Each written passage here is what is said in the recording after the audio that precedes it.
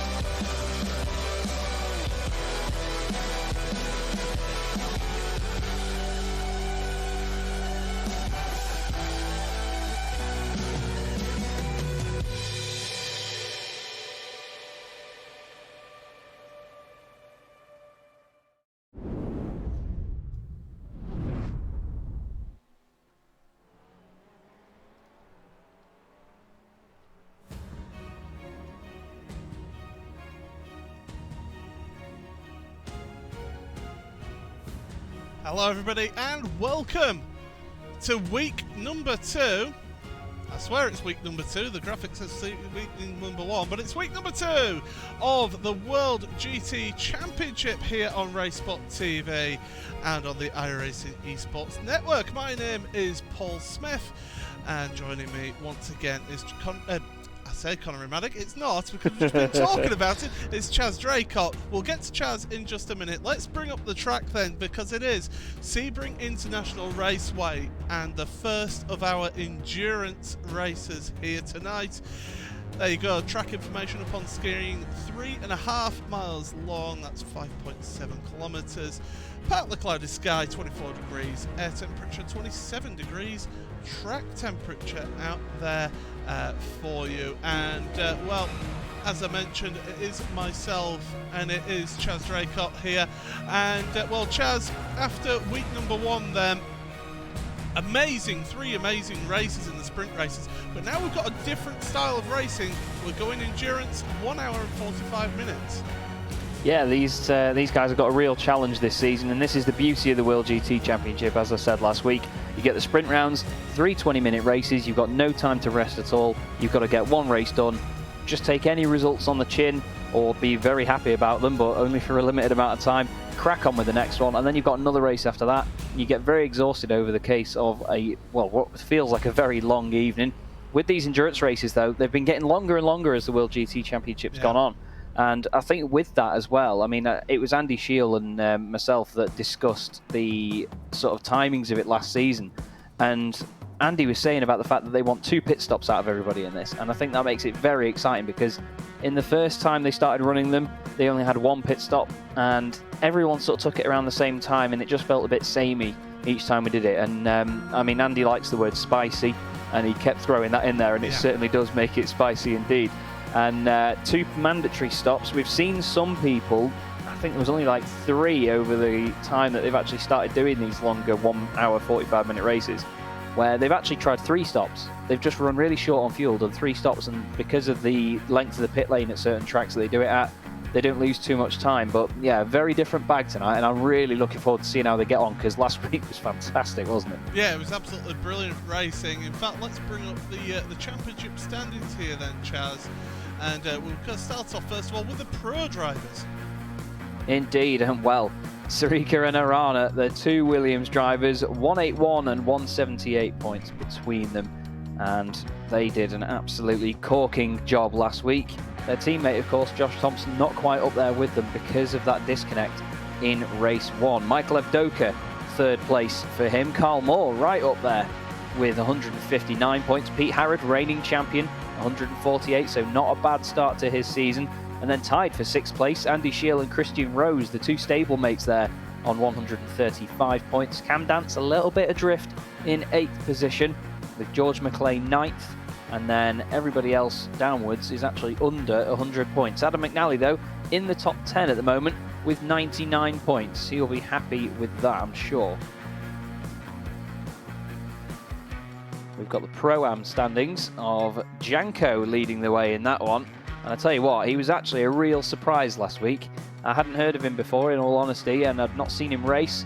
And he did a great job, and he now leads the Pro-Am Championship. Watson is second, just 1 point off him, and another point back is reigning Pro-Am champion Mike Horder.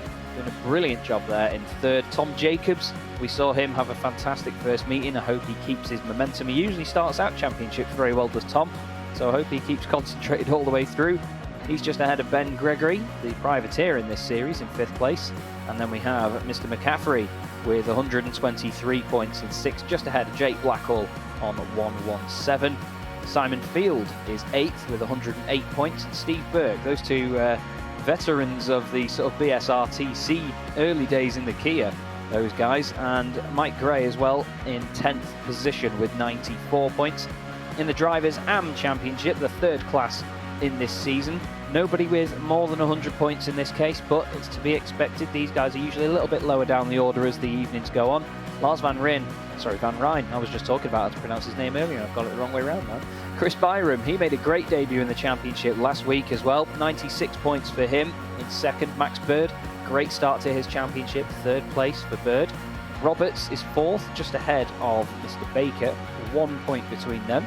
Then we have Draper in 6th, Draycott in 7th with 58 points ahead of Sean Gardner. Draycott's teammate Niall Crowther with 46 points, and Morgan Butler 41 points in 10th position in the AM standings.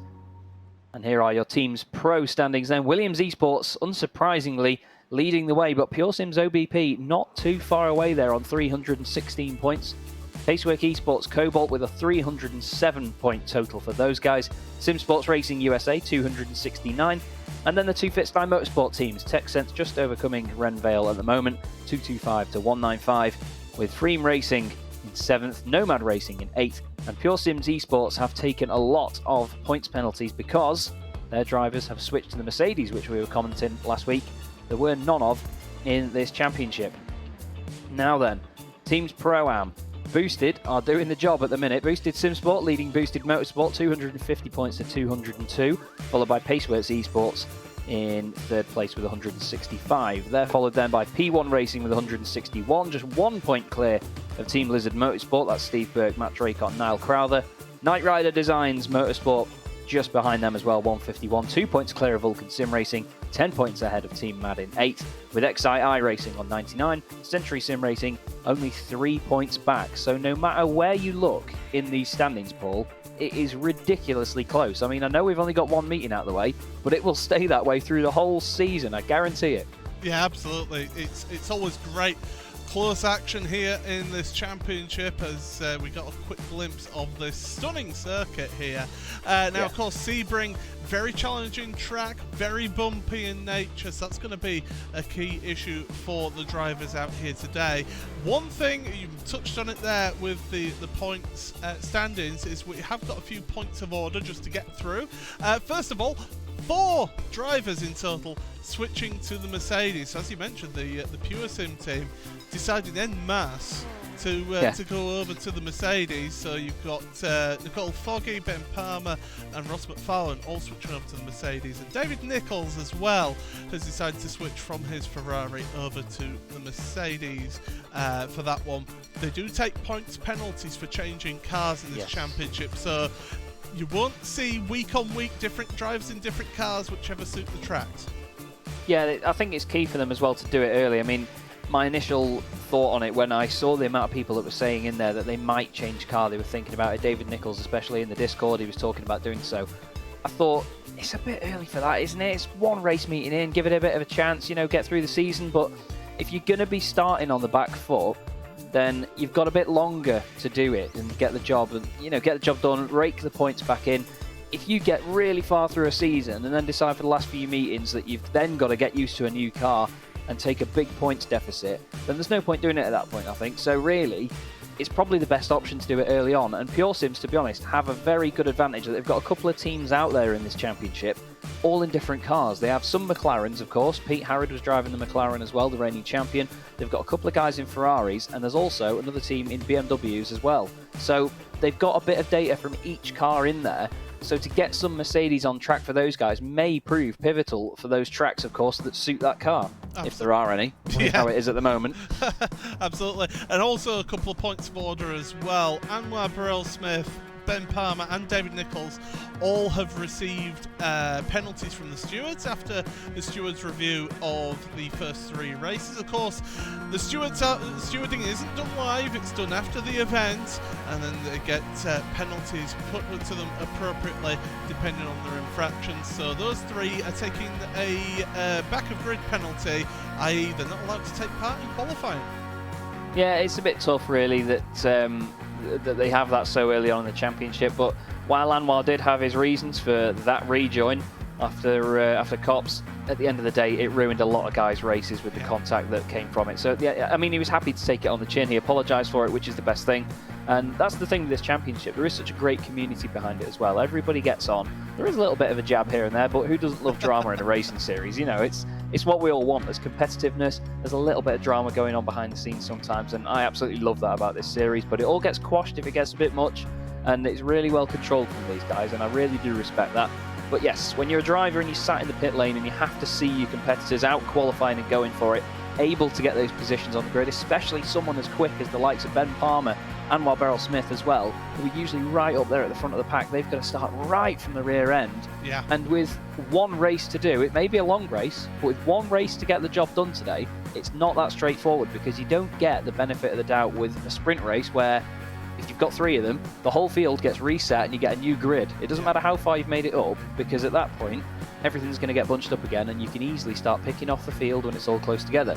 In an endurance race, the longer you get through it, the further the field spreads apart. Well, absolutely, and don't forget that not only are they starting at the back of the grid, it is right at the back of the grid, behind everyone, so all the amateurs, all the pro-ams, and then the pros. So you're not slotting into the back of your particular category, you are right at the back end of that grid. And when you consider that we have got a 50-car grid here today, that's a lot of cars to get her through, and by the time they do make it through those up in towards the pros, for example, if you're Ben Palmer or Anwar, by the time you made it there, the leaders are long gone.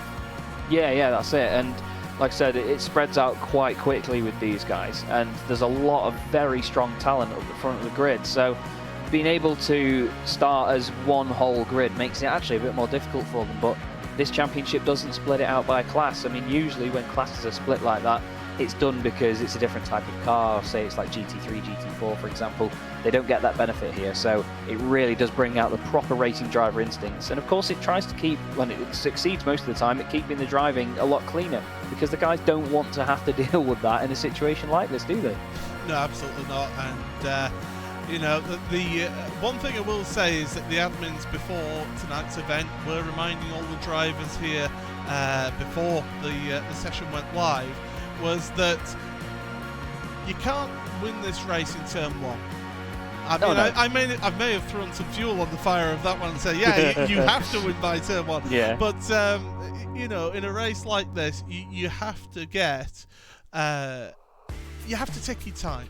It's an hour and 45. Yeah. You've got the strategy calls that you can bring into play as well. You've got to think that long game here. Yeah, definitely. And on a track like Sebring as well, it's not the most straightforward of circuits to overtake on. There's a lot of opportunities that people see for a move, but if you do go for a move, say at the hairpin, for example, as you come out before the little left-right S on the exit, if you just mess that up the slightest bit and you've got a train of cars behind you, you're going to get swallowed up on the exit if you've not absolutely nailed it. And there are more opportunities like that as well. Of course, just after that section, there's a very lovely right-left chicane that we know and love around there.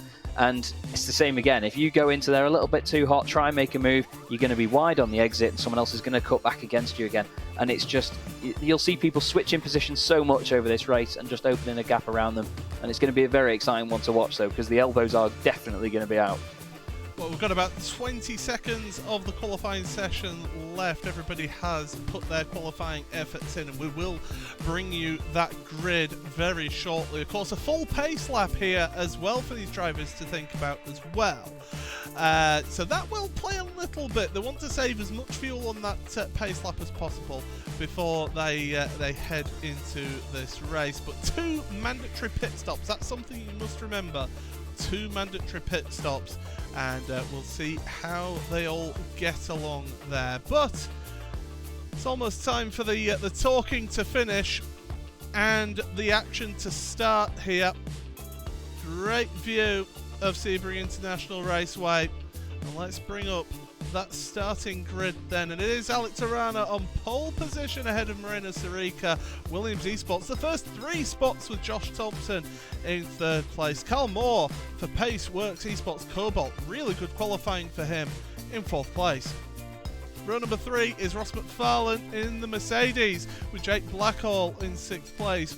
Row 4 is Michael Gray, the second of the Pro-Ams behind Jake Blackhall. And Lewis Bibby in 8th place is the first of your Ferraris. Michael Abdoka next ahead of Andy Shield. Adam Watson, the next Pro-Am in the Audi in 11th with George McClay 12th. Paulo Munoz, we saw him have an eventful first round of the championship last week. He's in 13th ahead of Mike Horder. Daniel Lee and Simon Underhill are on the next row of the grid. Chris Wood for Team Mad will be hoping for a better week than last week. He's up ahead of Harold Stadler, with Mohamed Janko and Pete Harrod, your reigning champion, all the way down in 20th. 21st for Christian Rose with Pete Newman in 22nd. Simon Field and Matt Bunn 23rd, 24th. Alex Nella, Ethan Bass in 26th with Tony Draper and Morgan Butler. Adam McNally and Cameron Dance are row 15 of the grid. Steve McAfee in 31st ahead of Tom Jacobs. And then it is Matt Woodhouse, Kieran Chung, Lars Van Rijn in the Boosted Sim Sport Car 35th ahead of Adam Hedgecock 36th.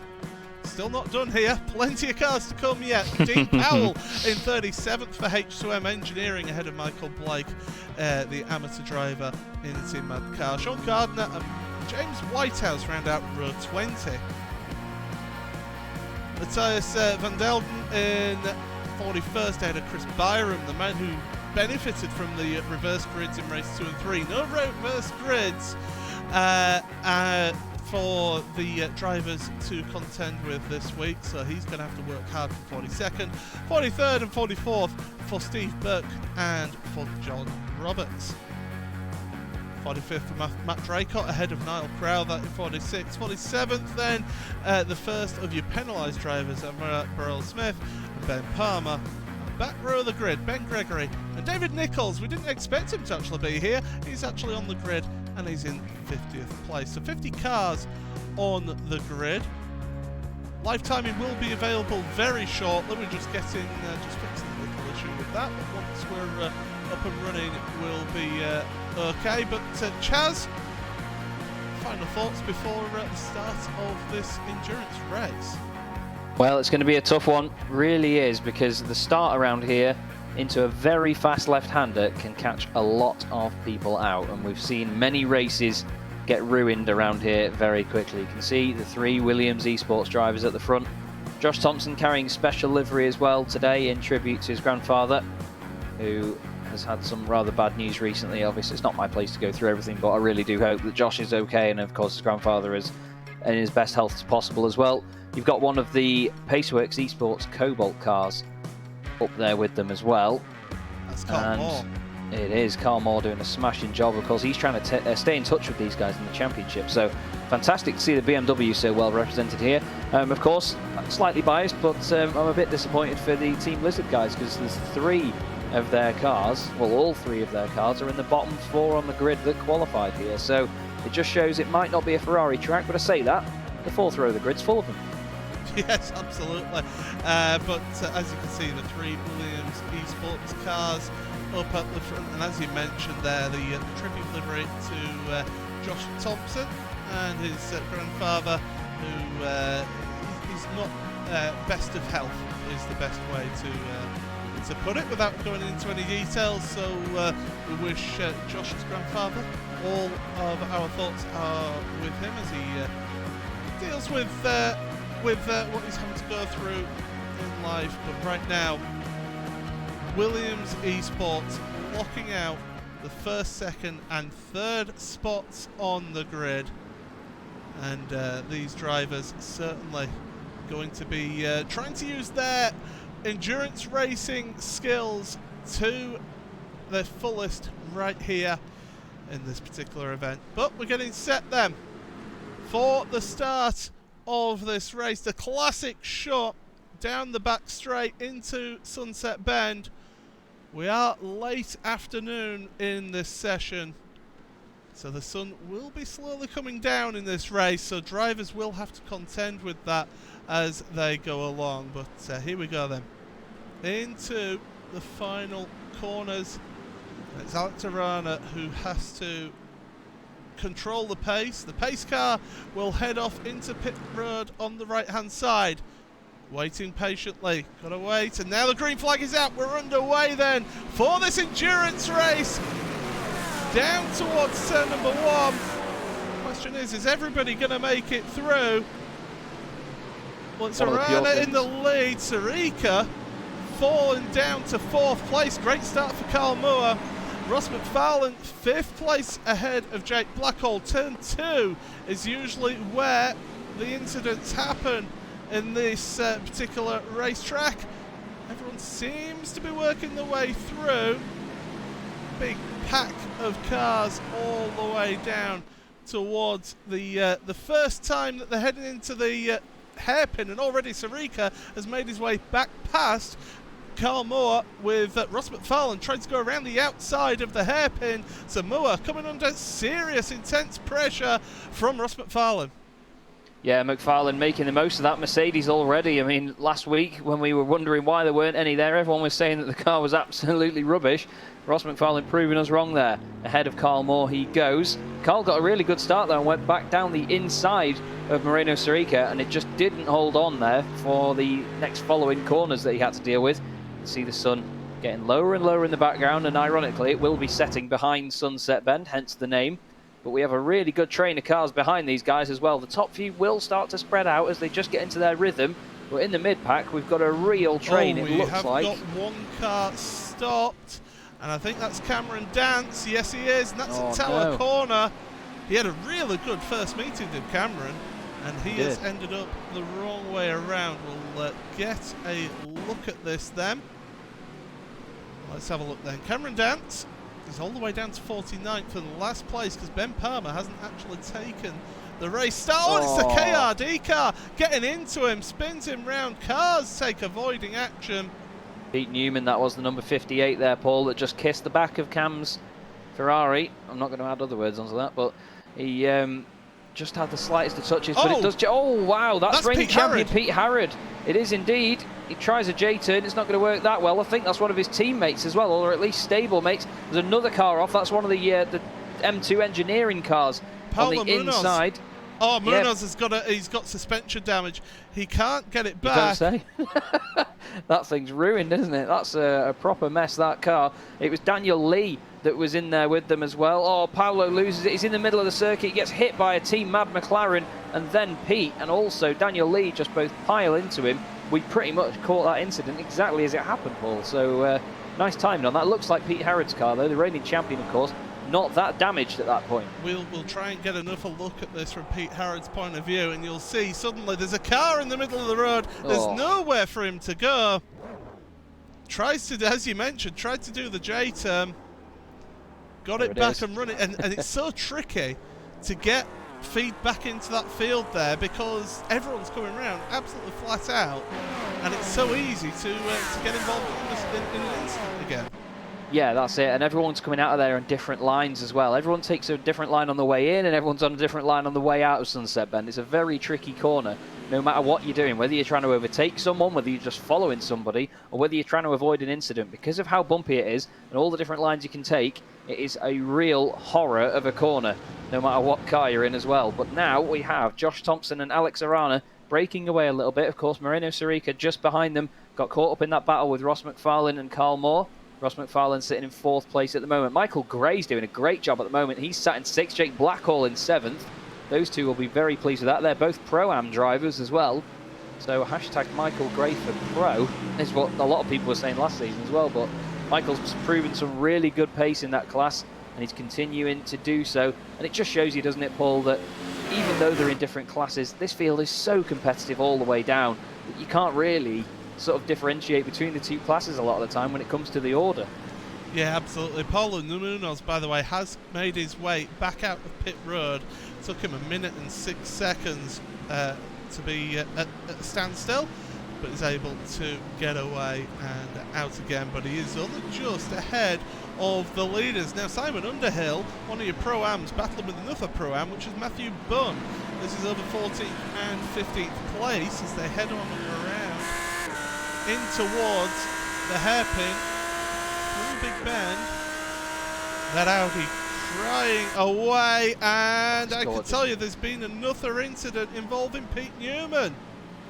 Oh, Pete's having an absolute nightmare of an evening. There he is. He was in 22nd, as you can see by the number on the windscreen.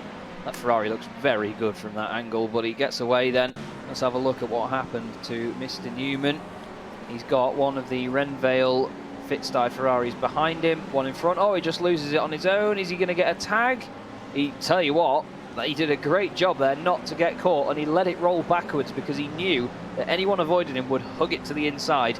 And that was very clever stuff from Pete Newman there, to be honest. I don't even think that he even had it in reverse when he was letting it roll. I think that was just the momentum of the car. Yeah, that definitely does move him further down your order. Whoa. Sarica is trying his best to keep up with his teammates there. I was just saying last week how planted that BMW looks everywhere. It certainly wasn't planted there. He was pushing right to the edge. Here's the two of the Team Mad McLarens with one of the boosted ones. That's Adam Hedgecock just behind the 091 car. There is Stephen McCaffrey. He's got McLarens all around him at the moment. On board we go with Adam Hedgecock then just chasing down the Audi. And it's been great, to be honest, Paul, to see this McLaren come back to life as such in this series, because over the last few sort of years, I mean, it's still a bit of a pig to drive because it's very oversteery at high speed and quite understeery at low speed from what I understand, but it's just great to see it competitive again because it's a really good looking car, isn't it? Oh, it's a superb car, it really is. But you know, these drivers have got to... One of the things that they're looking for in this endurance race is a bit of stability, and that's something that this McLaren doesn't always give you in that car. But I do have to say, I agree with what you said last week about that boosted livery. It's quite striking, is that, isn't it? You can't miss it, that's for sure.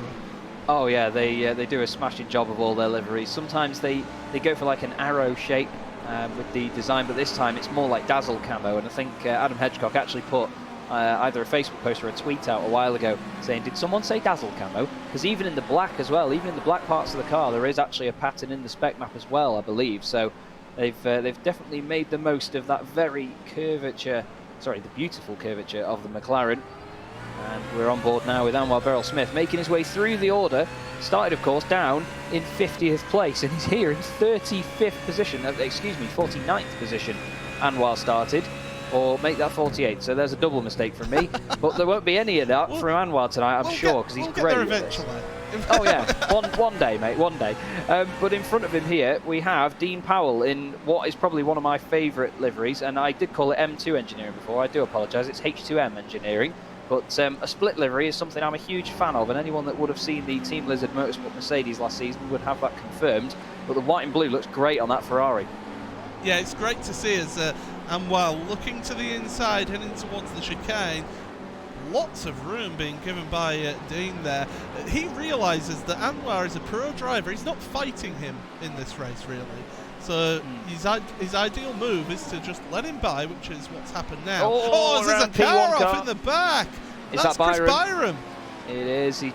It's so easy to do that round there, and to be fair, it looks like he's got away with that with not really a lot of damage, to be honest, but just coming out of there, even if you just clip the apex curb, it can spin the car around, or if you put too much of a wheel on the grass on the exit, or even just on the curb on the exit at all, you can spin that car around very easily there. The BMW does get upset a little bit if you're a bit aggressive with it. Let's have a look. He's on the inside curb, not too much. Oh, he's just going to touch the grass, and like I say, that was very, very marginal stuff there. We're going to stay on the replay, though, and have a quick look at what's happened here. This is Adam Hedgecock into Sunset Bend. Whoa, you could see the car dip its nose in, lost it under brakes. Luckily, doesn't get caught up there. One of the Team Lizard Motorsport cars goes past him, and he does a fantastic job. I tell you what, Paul, it's not often that you spin there and don't hit something, is it? Yeah, it's certainly not. We're actually going to stay on replay still, because John Roberts now, I've noticed on my timing screen, is falling down the order rather rapidly.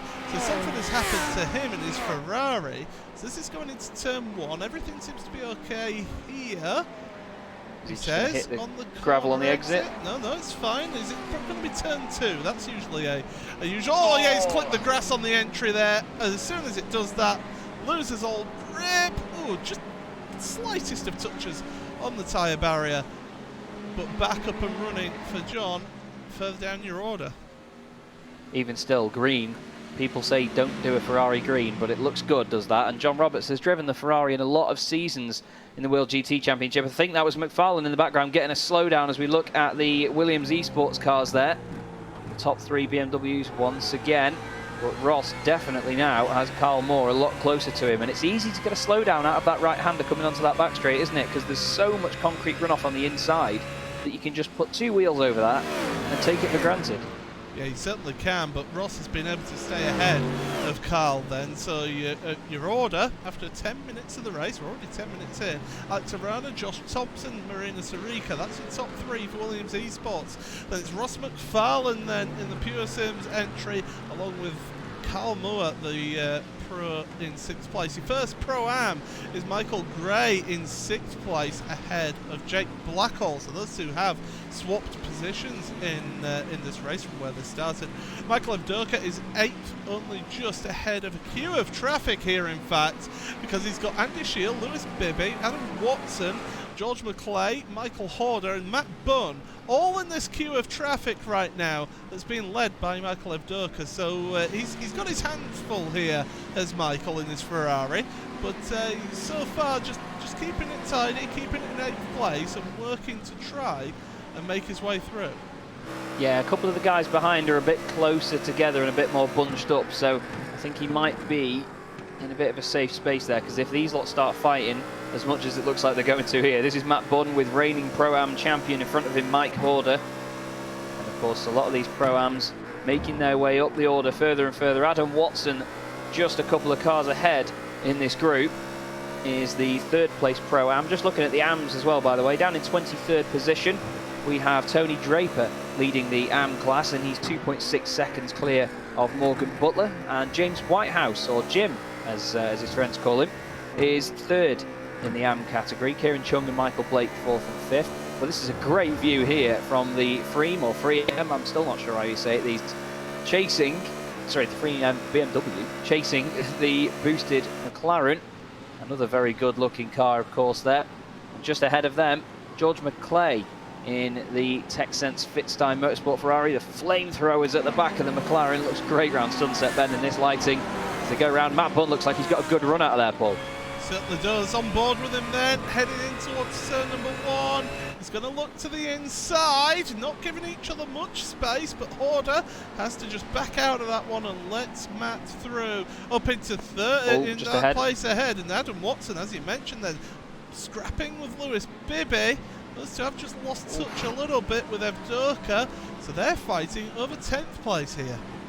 Yeah, and then Shield as well is going to be watching that in his mirrors, thinking, right, gives me a bit of breathing room now in this early stage of the race. And that's what you want, really, because when the battles are really going to start, it's these sorts of bits in the race where everyone's a little bit more bunched up and people want to get into a rhythm. But if there's drivers that are at a different pace early on around you, it does upset said rhythm. So making the moves like we saw from Matt Bunn there is very important at this moment. And that's why these guys will be fighting. There'll be people in the chat saying, why are they fighting? Just let them work together and move forward, chase after the guys ahead. Nah, that's not going to happen. Not a chance. Lewis Bibby is 10th overall at the moment, and Adam Watson wants to break into that top 10. But of course, you've got to remember, these two not fighting in the same class here, Paul. Yeah, that's where you've got to think of that bigger picture here and try and work the work out who you're fighting and where. And but you still do want to get as many points as possible for yourself in your championship. You just don't want to trip over somebody else that you're not really fighting for in a championship, do you? No, that's it. You don't want to ruin your own championship. You don't want to ruin someone else's. So you need to pick your battles in these sorts of races, and indeed any race in this championship. But when it's a night like tonight, when it's one race and it's a very long one, you've really got to be careful, because you don't get another chance with two other races to go back through the grid. And look at this now, Watson down the inside, forces Bibby out very wide there. Bibby gives him all the room he needs, but he's going to get a good run on the exit now, because it's almost like a slingshot. Quite a bit of damage on the left of Bibby's car, clips the grass a little bit. Just behind them then, George McClay, Bibby's teammate, is going to try and help out here. Yeah, I think that's what's affecting him, I feel, here, because he has got that damage all the way down the left-hand side, not just at the rear, which is what I initially thought, but here comes Adam Watson to the inside of turn 1. He tried making this move on the last lap as they go down into 2. We've got side-by-side action behind as well. Still these two scrapping away, not able to do it. Finally, Watson makes that move stick, but now it's going to be a case of Bibby coming under pressure from his teammate, and I think they're going to actually just choreograph that little switch here. Oh, it's Matt Bunn trying to go down the middle of them. Yeah, Bunny trying for the whole shot there. I don't quite think that's going to work. Oh, the Fittstyle cars make a little bit of contact, I think, on the way in. This down the inside now in the BMW. The two Texans cars got all their number 3s mixed up between them. You can see now on the left-hand side, George McClay giving his teammate Lewis Bibby as much slipstream as possible into the chicane, but Bunny's going to get it done down the inside. Look as well for Mike Horder, reigning Pro-Am champion, and the McLaren here wants to come through. It's not going to work there, Sunshine, and Simon Underhill goes back down the inside of him in the Audi now, so another crossover. This is exactly what I was talking about before though, Paul. You try and make a move, you're going to lose out if you get it wrong, and someone else is going to be there ready to pick up the pieces. Yeah, you certainly are, as they're fighting away. I can tell you, by the way, that Sean Gardner has had an issue. He's dropped down to 47th in this race. We've lost Tony Draper through a connection issue, so he's out of this race. So 48 cars still running in this one here. James Whitehouse also had an issue which has dropped him down the order here, but we're keeping an eye on this battle then, this battle pack, as the leaders are slowly pulling away. By the way, out of all this, racespot.tv/timing2 if you want to keep up to date with everything going on in this race. And what you will be seeing is some action all the way down the field here as they're heading through Sunset Bend once again. This lap here across the line then, Matt Bunn here we're looking at behind George McClay, and look at how they're able to just gap out on Lewis Bibby, so that damage is really causing a massive effect there as they go on through, hit there, down in towards turn number 2 now. Bunn with all the pressure on that car in front, George McClay right in front, trying to work his way through Big Bend they go, and Bunn just having to be patient now, trying to keep going to 12th place. Started this race in 24th, did Matt, so a big gain in the early going of this race right now. So head on through. This is a Fangio chicane actually, as they head through into the braking zone. Bunn making McClay miss the apex, but you can survive that. Hold your line on the exit through this long sweeping left-hander in towards Tower, the right-hander. This corner is slightly cambered in your favour. It just dips down.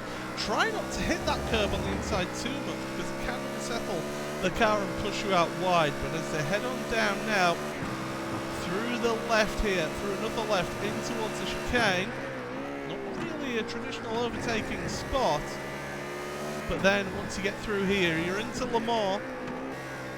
The right-hander, easy to get a slow-down penalty out of that corner, and now down the back straight.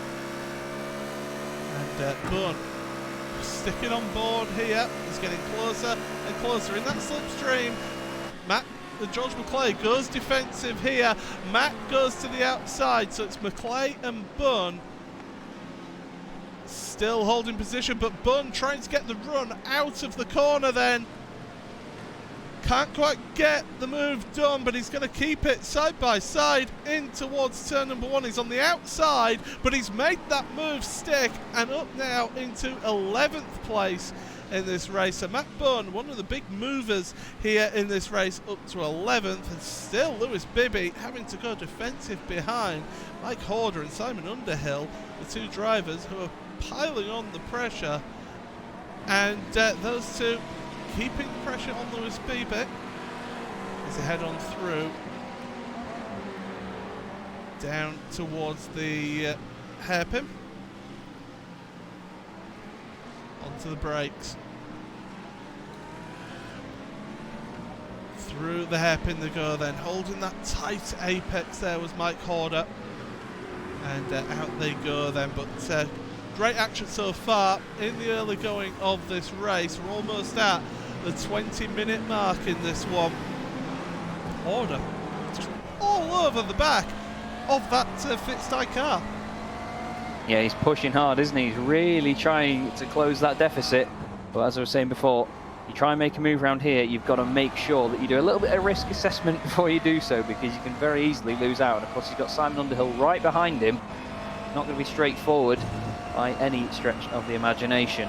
But that Ferrari, not looking too shabby around here. I mean, to be honest, last season the Ferrari was definitely not the car to pick. But this season we've got a lot of them. It's the Mercedes that is almost barren from the series this time round. But Mike Horder doing a good job of handling that McLaren. And of course, last season he was in a Mercedes as well. So it's a very different kettle of fish when you consider it's a big German front-engine bus compared to the light and nimble and very sharp McLaren. But it's an absolute weapon sometimes when it comes to oversteer at high speed. So very different kettle of fish, as I say. But you wouldn't think it, though, from the way Horder's driving it. As we see here, this is Mike Gray, and that is Andy Scheel. Is it going past? No, Jake Blackhall, apologies, yes. Jake Blackhall, because he had the number 7 on his windscreen, saying he was in 7th place, so Andy wouldn't have come from that far back. But Jake makes the move then. Not sure what happened to Mike there, but Paul is already on it with the replay. Thank you very much, mate. And it just looks like, to be fair, Mike got a bit of a poor run out of Sunset Bend, or poor run in at least. Jake's opened the door, and round the outside, look at that commitment from Blackhall. That's brilliant stuff, using the stability of the BMW, and it was as if Gray wasn't even there on the inside. Yeah, that's you can make that move stick around the outside there and make it work. And that's exactly what Jake did there, and that's moved him up into 6th place. The front runners, by the way, the front 3 are covered by a second, but they're all teammates and they're all working together, so don't expect them to start fighting until towards the end of this race here.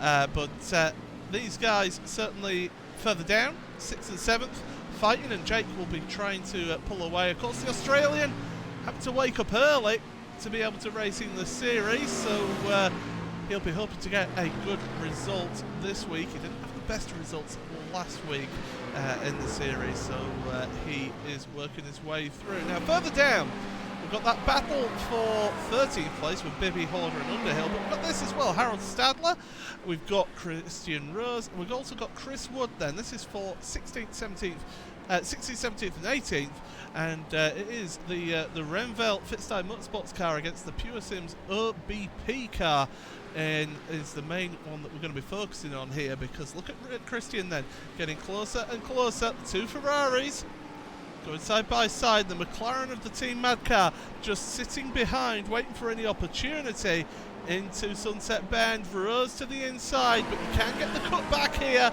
If Rose doesn't protect that inside line, we could possibly see side-by-side action across the line here. And there they are, 2 wide, and now Chris Wood has kind of really boxed in and can't go anywhere, so has to just drop back there. But Christian Rose then up into that 16th place there.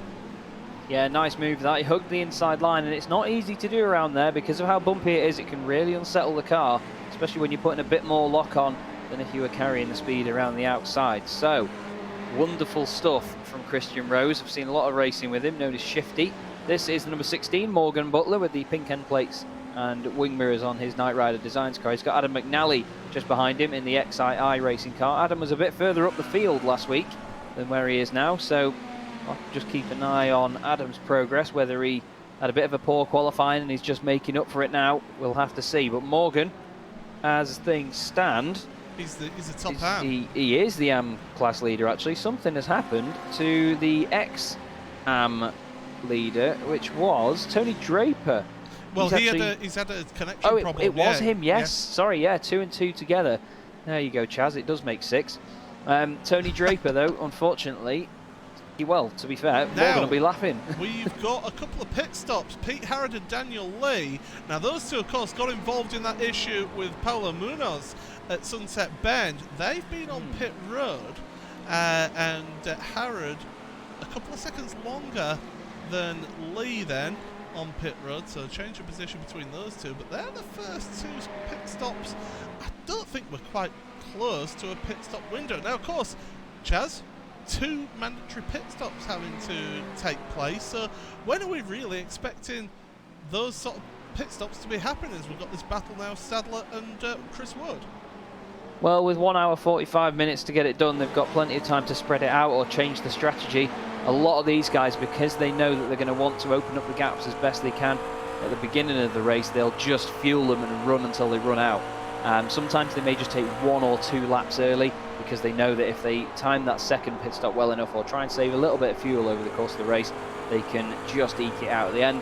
I'd usually say between the sort of 45-minute to 1 hour mark, these cars usually last about 50 minutes on fuel, maybe a bit less than that around Sebring because a lot of this circuit is on full throttle. So I'd say just after the sort of half-hour mark, maybe about 30 to 40 minutes, I'll say, in short anyway. Lewis Bibby is the latest one on pit road. He'll be getting some repairs done to his car because of the damage that he was having. And yes, he has got... Now, there is a free repair, so a fast repair available to these drivers. That's part of the ethos of this championship, isn't it? Is to encourage people to keep on racing, keep on taking part, rather than just parking and saying, "Oh, that's enough, I'm done." In fact, speaking of done, Ben Gregory seems to have had an issue. Yeah, Ben Gregory's running as a privateer this season. Let's have a look what's happened to him in the Audi. Is it some high-speed oversteer? Because the Audi's a big fan of that. Bit of a bump on the exit. He's not hit the grass, or is he going to brake on the grass on the right-hand side? We saw John Roberts do it earlier. There it is. Yep, the tiniest of touches. Great avoidance behind. Oh, he gets flipped over there by the Nomad car. That's so frustrating for him because that was the tiniest of taps. That was Matthijs van Delden that just gave him a little bit of a kiss there. And then it was James Whitehouse that had some brilliant avoidance. Got on the brakes to not hit Ben, but wow, that's a real shame there. Matthijs van Delden didn't really have anywhere to go. He tried to get it stopped. I've completely lost Van Delden where he is on the... 35th. He's 35th at the moment. Thank you very much. Because I There he is. want to actually...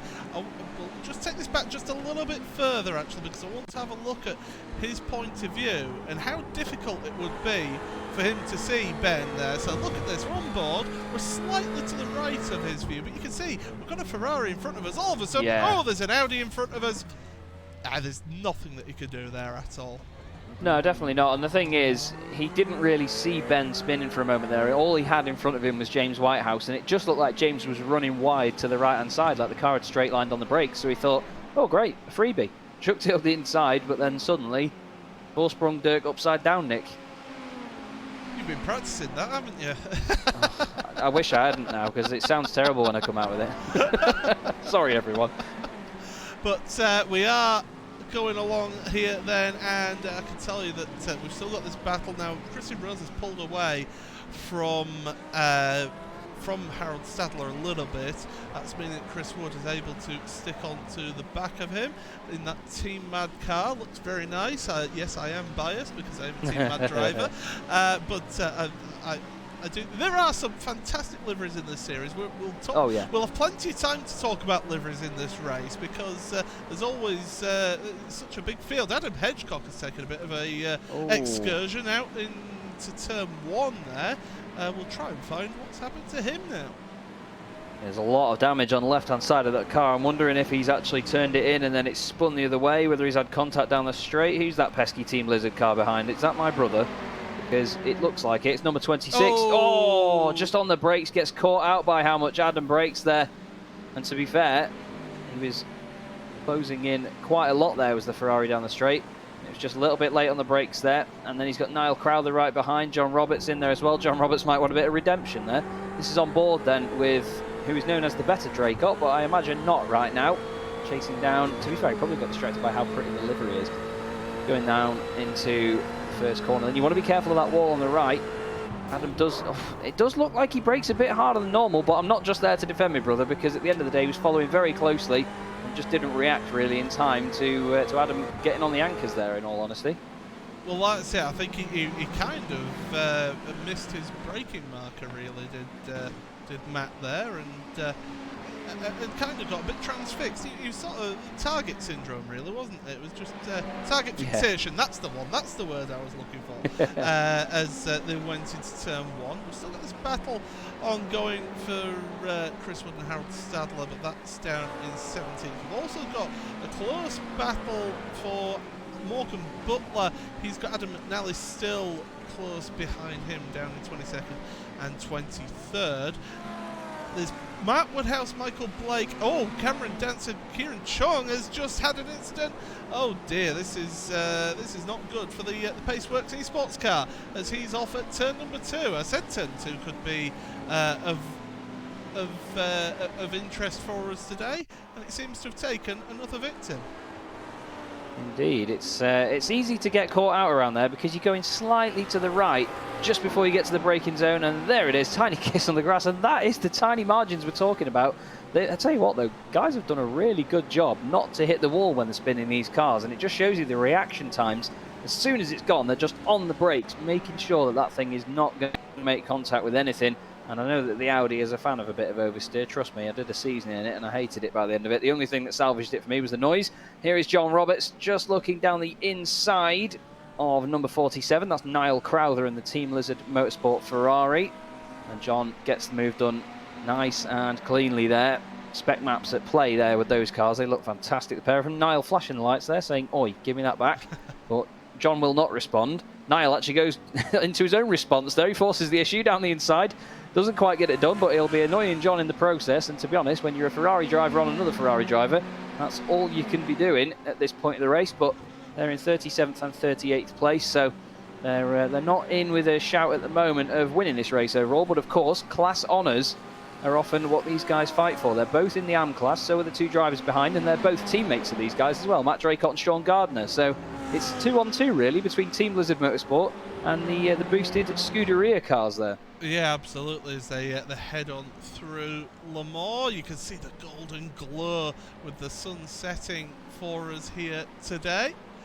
And these drivers will be driving on into that sunset, so these drivers will really not be... any drivers in VR, and this is something that I've discussed with a couple others, any drivers driving in VR really do struggle with the lighting in towards Sunset Bend, and that really can have a massive effect on your ability to even see the corner. Yeah, and it's all down to the depth of field. Well, not the depth of field, sorry, the actual sort of... Is it the depth of field? It's the high definition, the HDR as well, the graphics. Yes. With anyone that will know anything about photography, when you sort of pan further and further out, or you don't zoom in as much, the more you open the lens up, the wider the angle gets, the more harsh any bloom or sunlight coming in gets. And of course in VR, to make it so you can see around you, it does have a really high field of vision, that's the one.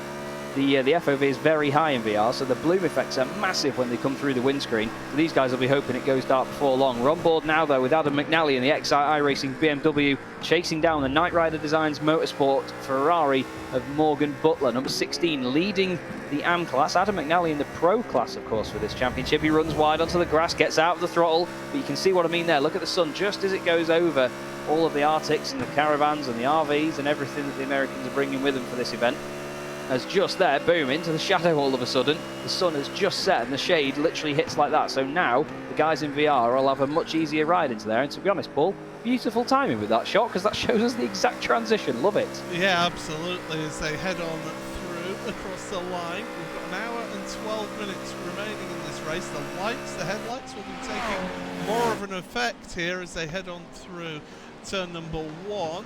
Jake Blackall still pretty close between him. Oh, actually, that's one of his teammates who's a lap down. Actually, no, that's Paulo Munoz, who's made his way past. Oh, across the line, Anwar Smith and McCaffrey, should I say. I'll get that right eventually at one point. He's got significant damage to the rear of his car now, but he's lost that place to Burrell Smith. And Matthias van Delden is onto pit road now for his first pit stop. So we're heading towards getting to the point where we're starting to get our first pit stops of this race. Yeah, it looks like the Audi there that we're looking at, of course, P28 with Steve McCaffrey. P29 now. Oh, he is, yes, he has, of course, dropped down with Anwar getting through. That's what we call the NASCAR spec rear wing there, so he's got plenty of downforce on the left-hand side of it, but there you go, and there's the very mangled wing. Who knew carbon fibre bended like that? Well, the Audi does have some, just in case you couldn't see it, there you go. The Audi does have some very odd-looking damage effects sometimes, but to be honest, I think he's going to do all right with that. He's not a bad driver, is Steve McCaffrey. I say that, and he runs wide, misses the apex. So the commentator's curse in slight form there. And I don't know if anyone remembers these boys from the front, but Williams Esports drivers running a great race at the front. And Chris Daines has made the very good comment. Good to see you, Chris, in the YouTube chat. The cat's eyes around Sebring, Paul. Oh, that's the only noise you can make for him. It's a great effect, and what's more, it's needed around here. Of course, it's it's an airfield track, is this? So you need to see the edge of the track here. But you've got the three Williams Esports cars of Arana, Thompson, and Sarika. They're just flying around in formation flying at the moment. Sarika has got a slight bit of front right damage, not going to be affecting him that much. It's just the slightest bit of knocks. So he's just carrying a little bit of damage further back. Let's see if we can get a closer look. There we go, you can just see it on the front right there. So he'll be slightly affected, but that won't be that much of an effect for him. But he's just sat right behind right now in that third place. They've got 2 pit stops to come yet. So they'll just be working to numbers, working to orders. With Josh Thompson right now and Sarika are getting some magnificent fuel mileage being stuck behind their teammate at the front. They're probably getting more than my real BMW 3-1i gets in real life, to be honest, at this point. Just hanging in there behind their teammate, nothing too feisty, they're all just working together to go forwards. And like you say, they're working to the numbers there, and it's pleasing my OCD that these 3 cars are actually in I-rating order at the moment.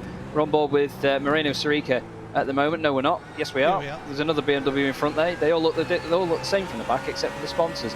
Moreno Sarika, 7,199 I rating. I know it's disgusting, isn't it?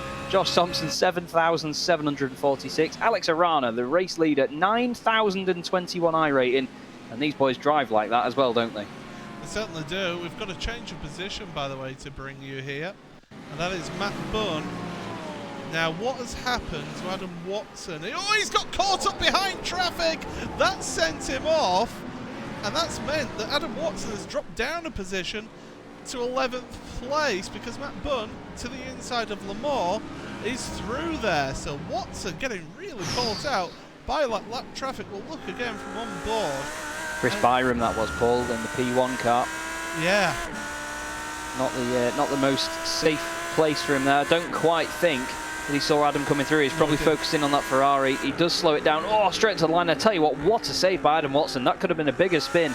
We've seen a lot of guys go completely 180 for less contact with the grass than that tonight. And he did an amazing job, especially at the speed he was doing in an Audi as well. Great job, but nice tunistic stuff from Matt Bunn, of course. And my OCD is ruined. Car 11 was in P11, but now he's actually up to P9 because I think Andy Sheil has come onto pit road. Yes. He's the first of our sort of top 10 that has headed onto pit road then. So this is where we start to see what the pit stops are like. 28.4 seconds. That tells me right there it's fuel only for Andy. Yeah, definitely. Some of these guys will double stint the tyres in the first part of the race. They know that they'll probably last throughout that. Oh, there's contact in front. That's Lewis Bibby around, and that was one of the Team Lizard Motorsport cars that he was getting involved with there. Steve Burke, that would have been. And I'm not sure who didn't leave who the room there, but they were going through the right-hander. I'm wondering whether Bibby just turned across. So here they go, the side-by-side round turn 1. Bibby blinking in and out a little bit there. Steve gets the move in front. Bibby flashing the lights at him. I know that he blinks again. Yep, there it is. So yeah, down so the Steve, inside. Steve wouldn't have expected. Yeah, to be in all fairness to Steve, there's very little that he can do there in that situation. Yeah, definitely. And to be honest, Steve was up the curb. He had two wheels on the curb as they went through the right-hander. Bibby making contact with the side of him. Whether that was down to the actual net code of it or whether it was down to the connection, obviously blinking in and out, that exaggerated it, it's only for them two to know. But Jake Blackhall now in the pit lane in that very lovely BMW from Sim Sports Racing USA, and his teammate of course in just last time around, and we'll have to see how his pit stop compares then. So Andy Shield, 28.4 seconds was his stop last time around. Let's see what Jake does as he goes tumbling down the order inevitably. He should come out ahead of Andy Shield here because of the fact that he was ahead of him earlier on, unless he takes tyres and then tries to double stint them to the end. But you've got to think at this point, Paul, yeah, that's not a bad stop at all, actually. 25.5 seconds for Jake Blackhall, so almost 3 seconds quicker than Andy Shield. But I was just going to say, you've got to think that they'll double stint the tyres at this point to make sure they've got optimum grip in the last stint that they do, so they'll change them in the second pit stop. I'm just going to throw this out there. Do you think anybody will try to go through this entire race on one set of tyres? Yes, definitely. I've seen people do it before, and it's not always worked. It depends on where you are and who's around you. I think that's the key thing to it. When you come to that pit stop, you've got to look on your relative and look who's ahead of you and just see what the gaps are. And if there's a couple of cars, like 3 or 4, within, say, 10 seconds that you could save with the tyres, then it's definitely worth going for. But you've got to consider the pace difference over that last stint. And sometimes, you know, you may be ahead of them once the pit stops are done, but give it a few more laps on absolutely destroyed tyres, you will quickly lose that time again. We're back on board now with the Audi of Adam Watson, Paceworks Esports Cobalt car, and that is Matt Bunn in the Freem Racing Ferrari in front. These two fighting at the moment, on the road anyway, for second and third in Pro-Am. Michael Gray up the road in sixth is the leader in that class. But this battle is not going away now, Paul. And we've got two very good-looking cars scrapping for it. Carl Moore is onto pit road. Oh, as Matt Bunn takes a tight line because he's coming onto pit road, and that can be an issue with getting onto pit road right here. As Carl Moore, also there is Michael Gray, Michael Abdurka, with the aforementioned Matt Bunn as well, George McClay, Simon Underhill. We've got a pit party here, everybody. Everybody seems to be now the big bunch of cars coming down to get their pit stops here. Like someone shouted everybody in, it's spitting. Brilliant. You can see all the lights flickering away on the BMWs as well. It's one of my favourite things in iRacing, that is that the fog lights flicker on and off like that. The car did do that in real life, hence iRacing model that as well. A lot of them in sync as well, which is nice. You don't often get that. But Carl Moore then leaves his pit box. I get too excited by bright shiny lights. But Carl Moore then leaves the pit lane as I sit here dazzled like a magpie. Round turn one he goes over the cat's eyes. Takes a little bit of grass. Side with is that Jake Blackhall, who's made it ahead of him. So Blackhall getting the jump there. Nice. 5 seconds quicker on the pit stop was Jake as well. And that's showing right there in the gain of position. Yeah, definitely. That's proof in the pudding right there, isn't it? That you can get this done when it comes down to the pit stops. And it can very quickly turn around. But it's all down to seeing what their pace is like on track as they continue then. Just ahead, there is the number 52 car of Simon Field. He's chasing down Cam Dance. Mark Woodhouse just ahead of these guys. They're just on the outer fringes of the top 10 now due to the pit stops putting people out of sync. Jake is actually the highest placed car that has pitted so far, Paul. Amwell Beryl Smith is just behind them, but he has not done a pit stop yet. Neither has Steve McCaffrey in 16th. As they head on through towards the tower. Oh, look at how quickly Simon Field comes up to the back of Cameron Dance. Of course, Dance had an issue down at turn number 2, remember, so he's recovering here. Ross McFarlane is the latest of your leading bunch onto pit road. He's pitting from 4th place in the field, so he's going to be getting his pit stop in the Mercedes, as well as Adam Watson as well in the Audi, heading onto pit road for his pit stop. Look at this run that Simon Field got compared to Cam Dance, but Dance, he's got the slipstream of Mark Woodhouse ahead, and that's just helping him stay ahead of Simon Field. Although Simon, I think he's hanging. I think he was hanging back a little bit there, you know, because he had the chance to get the run and just go straight past, but I think he may be coming in this time is Simon Field. He didn't bother going for the move. Yeah, they are. He didn't want to make it difficult for himself when he got to Sunset Bend, so he just thought, right, I'll stay behind. They really check up there in front. Wow, that got close there. Mark Woodhouse slamming on the anchors, and in the background there as well, the P26 car getting involved. That's Smith, Burrell Smith coming in, so too is Stephen McCaffrey as well. McCaffrey. I swear, yeah. I'm sorry, Steve. When you're doing a live broadcast and you've got so many things, oh, we've got to run off the pit road here between Horder and Christian Rose, and it narrows down to that pit exit underneath that bridge, and it's Rose that gets out ahead of Horder. Yeah, he's done a good job. Good job indeed there in the Ferrari. And it does show you as well, I mean, a lot of people I know say, oh, put a pit stop in a race, it'll break it up and make it boring, there's not as much fighting on track, but if anything, it makes it more exciting because it's another opportunity for people to gain and lose time, and then they've got to try, and you'll see the pressure on them and the way they drive once they come back out on track. Look at this. Talk about a pit party. Doesn't even look like Sarika in third place there. He's actually on the, he's got his pit limiter on, he's just coasting it, with the fact that he's just holding it manually on the speed. That's quite interesting, isn't it? Now, there was something from the Spa 24 Hours that was mentioned about that. You can actually get more of an allowance by the sim if you've not got the pit limiter on. So you actually get a little bit of extra leeway given if you've not got the pit limiter on in terms of the speed. Whereas if you've got the pit limiter on, you have to keep hit that speed. You can't go above it. That limiter, maybe a mile an hour more. No, it's what you know, isn't it, Paul? I tell you, so many little workarounds and stuff as they all get going at the same time, and it's going to be Sarika that leads the race, effectively. After this, then, with Josh Thompson in second place, he's going to be thinking, oh, will you boys make your mind up? But now they're in reverse iRating order, which is great. And there's one of the Team Lizard cars there. He's going to be thinking, oh, look, World Championship drivers. That's 42nd place. It is Niall Crowther. He's going to be hoping that he can run after them there. My brother as well, Matt Draycott, just behind him as well in 43rd place, cars 47 and 26. But, well, the Williams guys, they'll be giving the Red Arrows a run for their money at this rate. This is Chris Wood. He was in 6th place when he came in.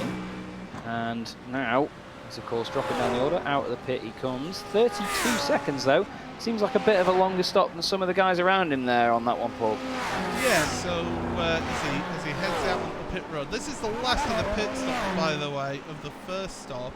If you do want to keep up to date with everything going on, racespot.tv/timing2, that's the number 2 at the end of that, as Wood has got Alex Nella side by side with him.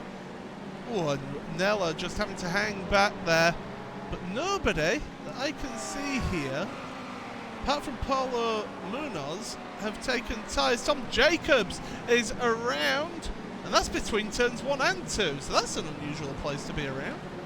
Yeah, very odd indeed. I'm wondering whether it looks like there was some skid marks over to the right. I think he may have clipped the gravel on the exit of turn 1. It's going to flick left and then flick right and hit the wall with the front right corner.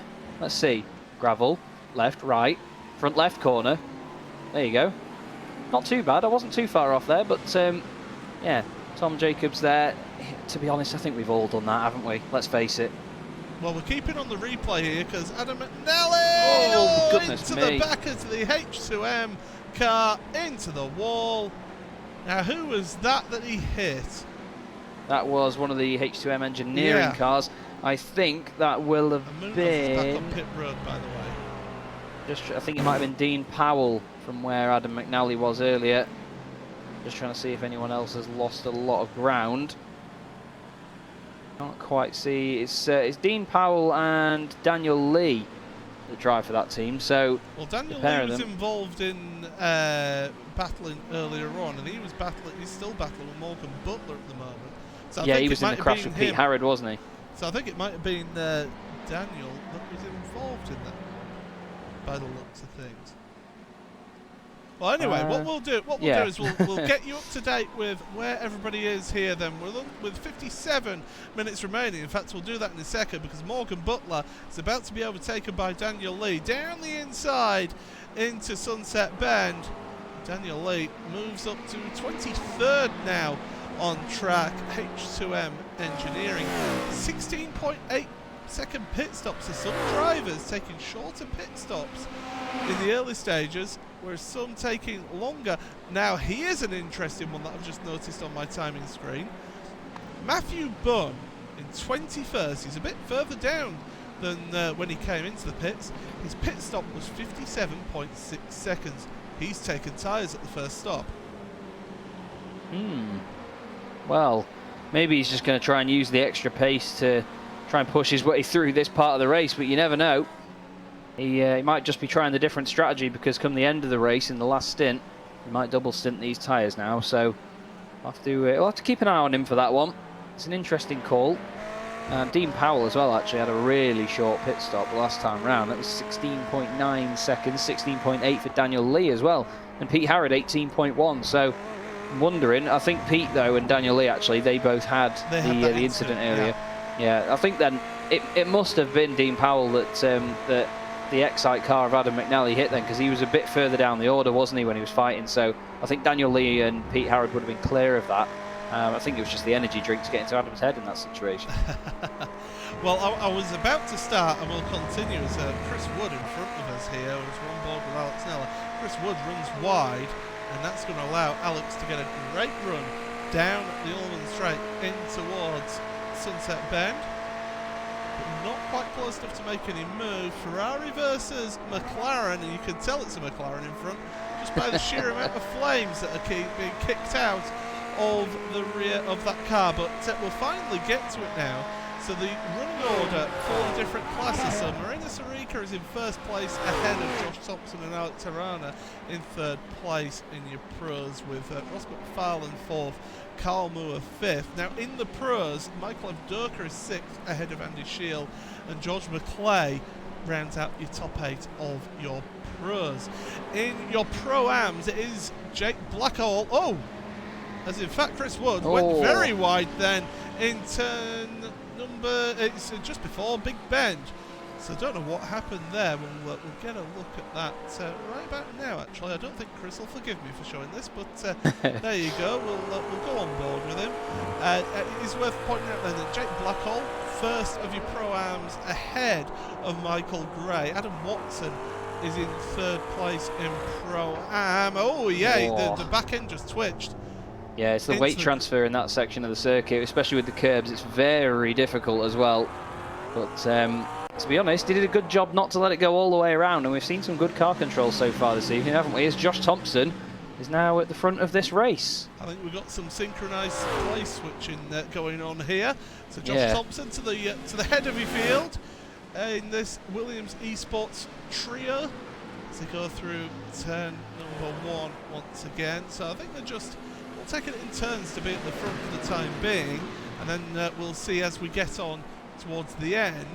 Then maybe, just maybe, we'll get a full-on fist fight towards the end, but we never know. But as I was mentioning, so we've got Jake Blackall, Michael Gray and Adam Watson, your top three in Pro-Am. Fourth in Pro-Am is Simon Underhill with Mike Horder in fifth. Sixth then is Alex Nella ahead of Chris Wood in seventh in Pro-Am, who we just saw have that mistake. Eighth place for Ethan Bass for them. And then in your amateurs, down a little bit further, Morgan Butler is still at the lead of that, ahead of Dean Powell in second place. Third place is Michael Blake ahead of John Roberts.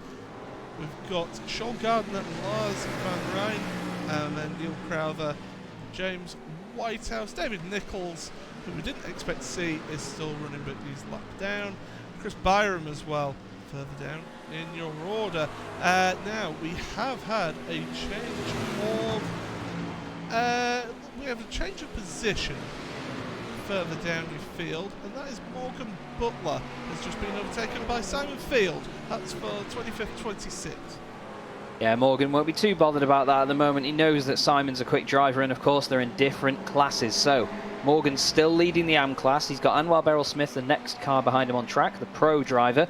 Dean Powell is an AM driver, and he is 2 places back in 28th overall. The next AM after that, though, is the number 9 car of Kieran Chung down in 32nd. So if it does get to a scrap between those pair, they'll be pretty safe at this point to know they've got a podium. But with 51 minutes and change left in this race, there's plenty of time for things to go wrong. Touch wood that they don't for these guys, because I think that, to be honest, Morgan's done a great job so far. And I mean, speaking completely honestly now, Paul, I mean, we've both seen Morgan racing before. We know he's not the most consistent of drivers, or he didn't used to be, but he's had a really good start to this championship, and to be leading the AM class for him at the moment, it's a really good achievement. I'm sure he'll be very pleased with that.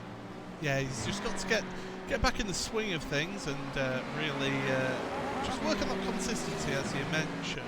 By the way, we have got backline further down, and there's contact. The little Crowther gets sent spearing off at turn 1. And in fact, he's going to be out of this one. James Whitehouse, who got into the back of him, is all over the grass here at the right and left hander before Big Ben. So we'll have a look at all of that. It all got a little bit close. They were fighting away for 41st in the order here, but here we are into the brakes. Oh, he's just hit him on the Chas Draycott media sticker there, so that's not very nice. James hitting him, and then you can just see the understeer then that's been induced into that car. You know what it was, don't you? He's driving in his mirrors there.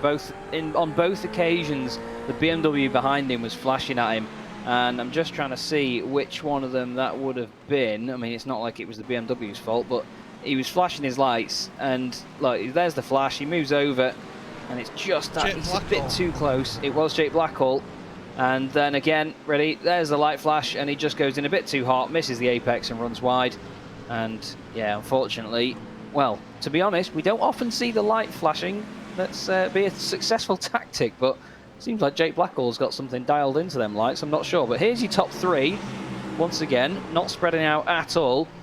And I don't want to keep blowing smoke up the backsides, but to be honest, Paul, they're doing an absolutely incredible job, and they're just this body language of this trio moving forward just stinks of team, doesn't it? It's such a great team performance between them, and you can't knock it in all fairness. But here is Ross McFarlane in 4th place for Pure Sims Esports in the Mercedes, the only one of them out there this evening, and he's trying to show them just what it's like to have driven in this championship before, because Josh Thompson, of course, has done a few seasons in it, but Arana and Sarika both new to the series this time round.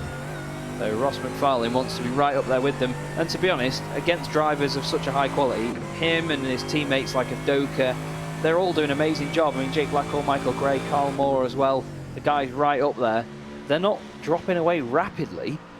And I mean, it's been nearly an hour of the race, and the gap is only 6 seconds, 7 seconds from the leader to Ross McFarlane.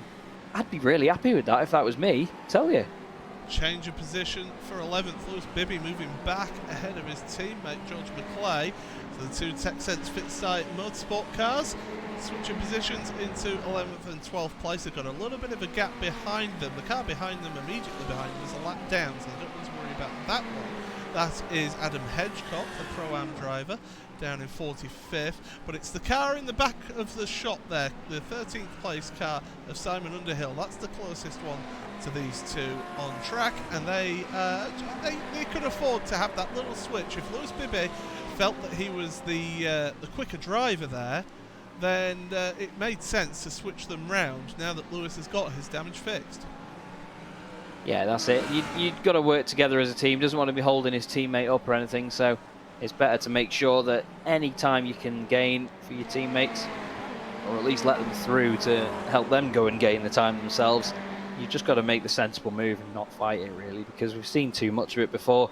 Teammates do like to have a fight. Mike Horder there showing why the McLaren is very much at home on an airfield. The back of it looking like an F15 as it goes into the right-hander there, but the flames on the McLaren, one of the most amazing things that we see in GT3 racing. But here is how things were just a couple of corners earlier. Harold Stadler just in front of him here. Pop a flame from the Ferrari as well, not quite as spectacular.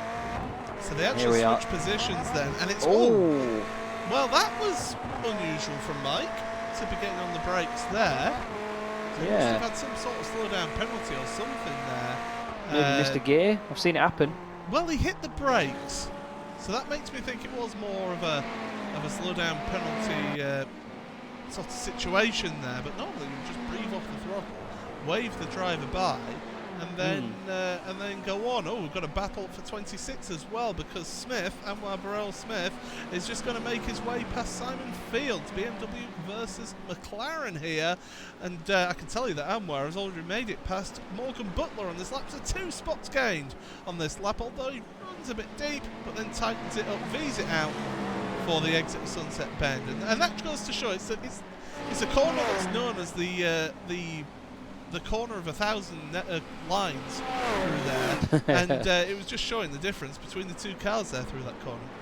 Yeah, it really is, and the stability of that BMW, I'm going to commend it again. It's just looked so planted. I know that it might not be, because having the engine up front often gives that car some very interesting characteristics, as Anwar shows us that it can also be a good drift car as well there through the right-hander, just as he clips the curb. But now Simon Field tucked right up behind him again, and he probably can't see that McLaren in his rearview mirror because it's that low to the ground. But even still, Simon just shining his lights through the mirror there. Anwar not quite over to the left-hand side there. On the brakes he goes into the hairpin. Simon not forcing the issue yet. He's just going to eye up his opportunities here as we look back. Brilliant shot there back from the BMW with its humongous wing. Probably one of the prettiest aero kits in GC3 racing. No matter what anyone else says, I'm going to definitely give it that title. I think we might be having issues for Mike Horder again. Yes, he's been around, and that is heading out of Tower. So I wonder if he's had carried a bit too much speed or caught the dirt on the outside. We'll get a look on the replay here then. So he's battling. That's his. Is that his teammate?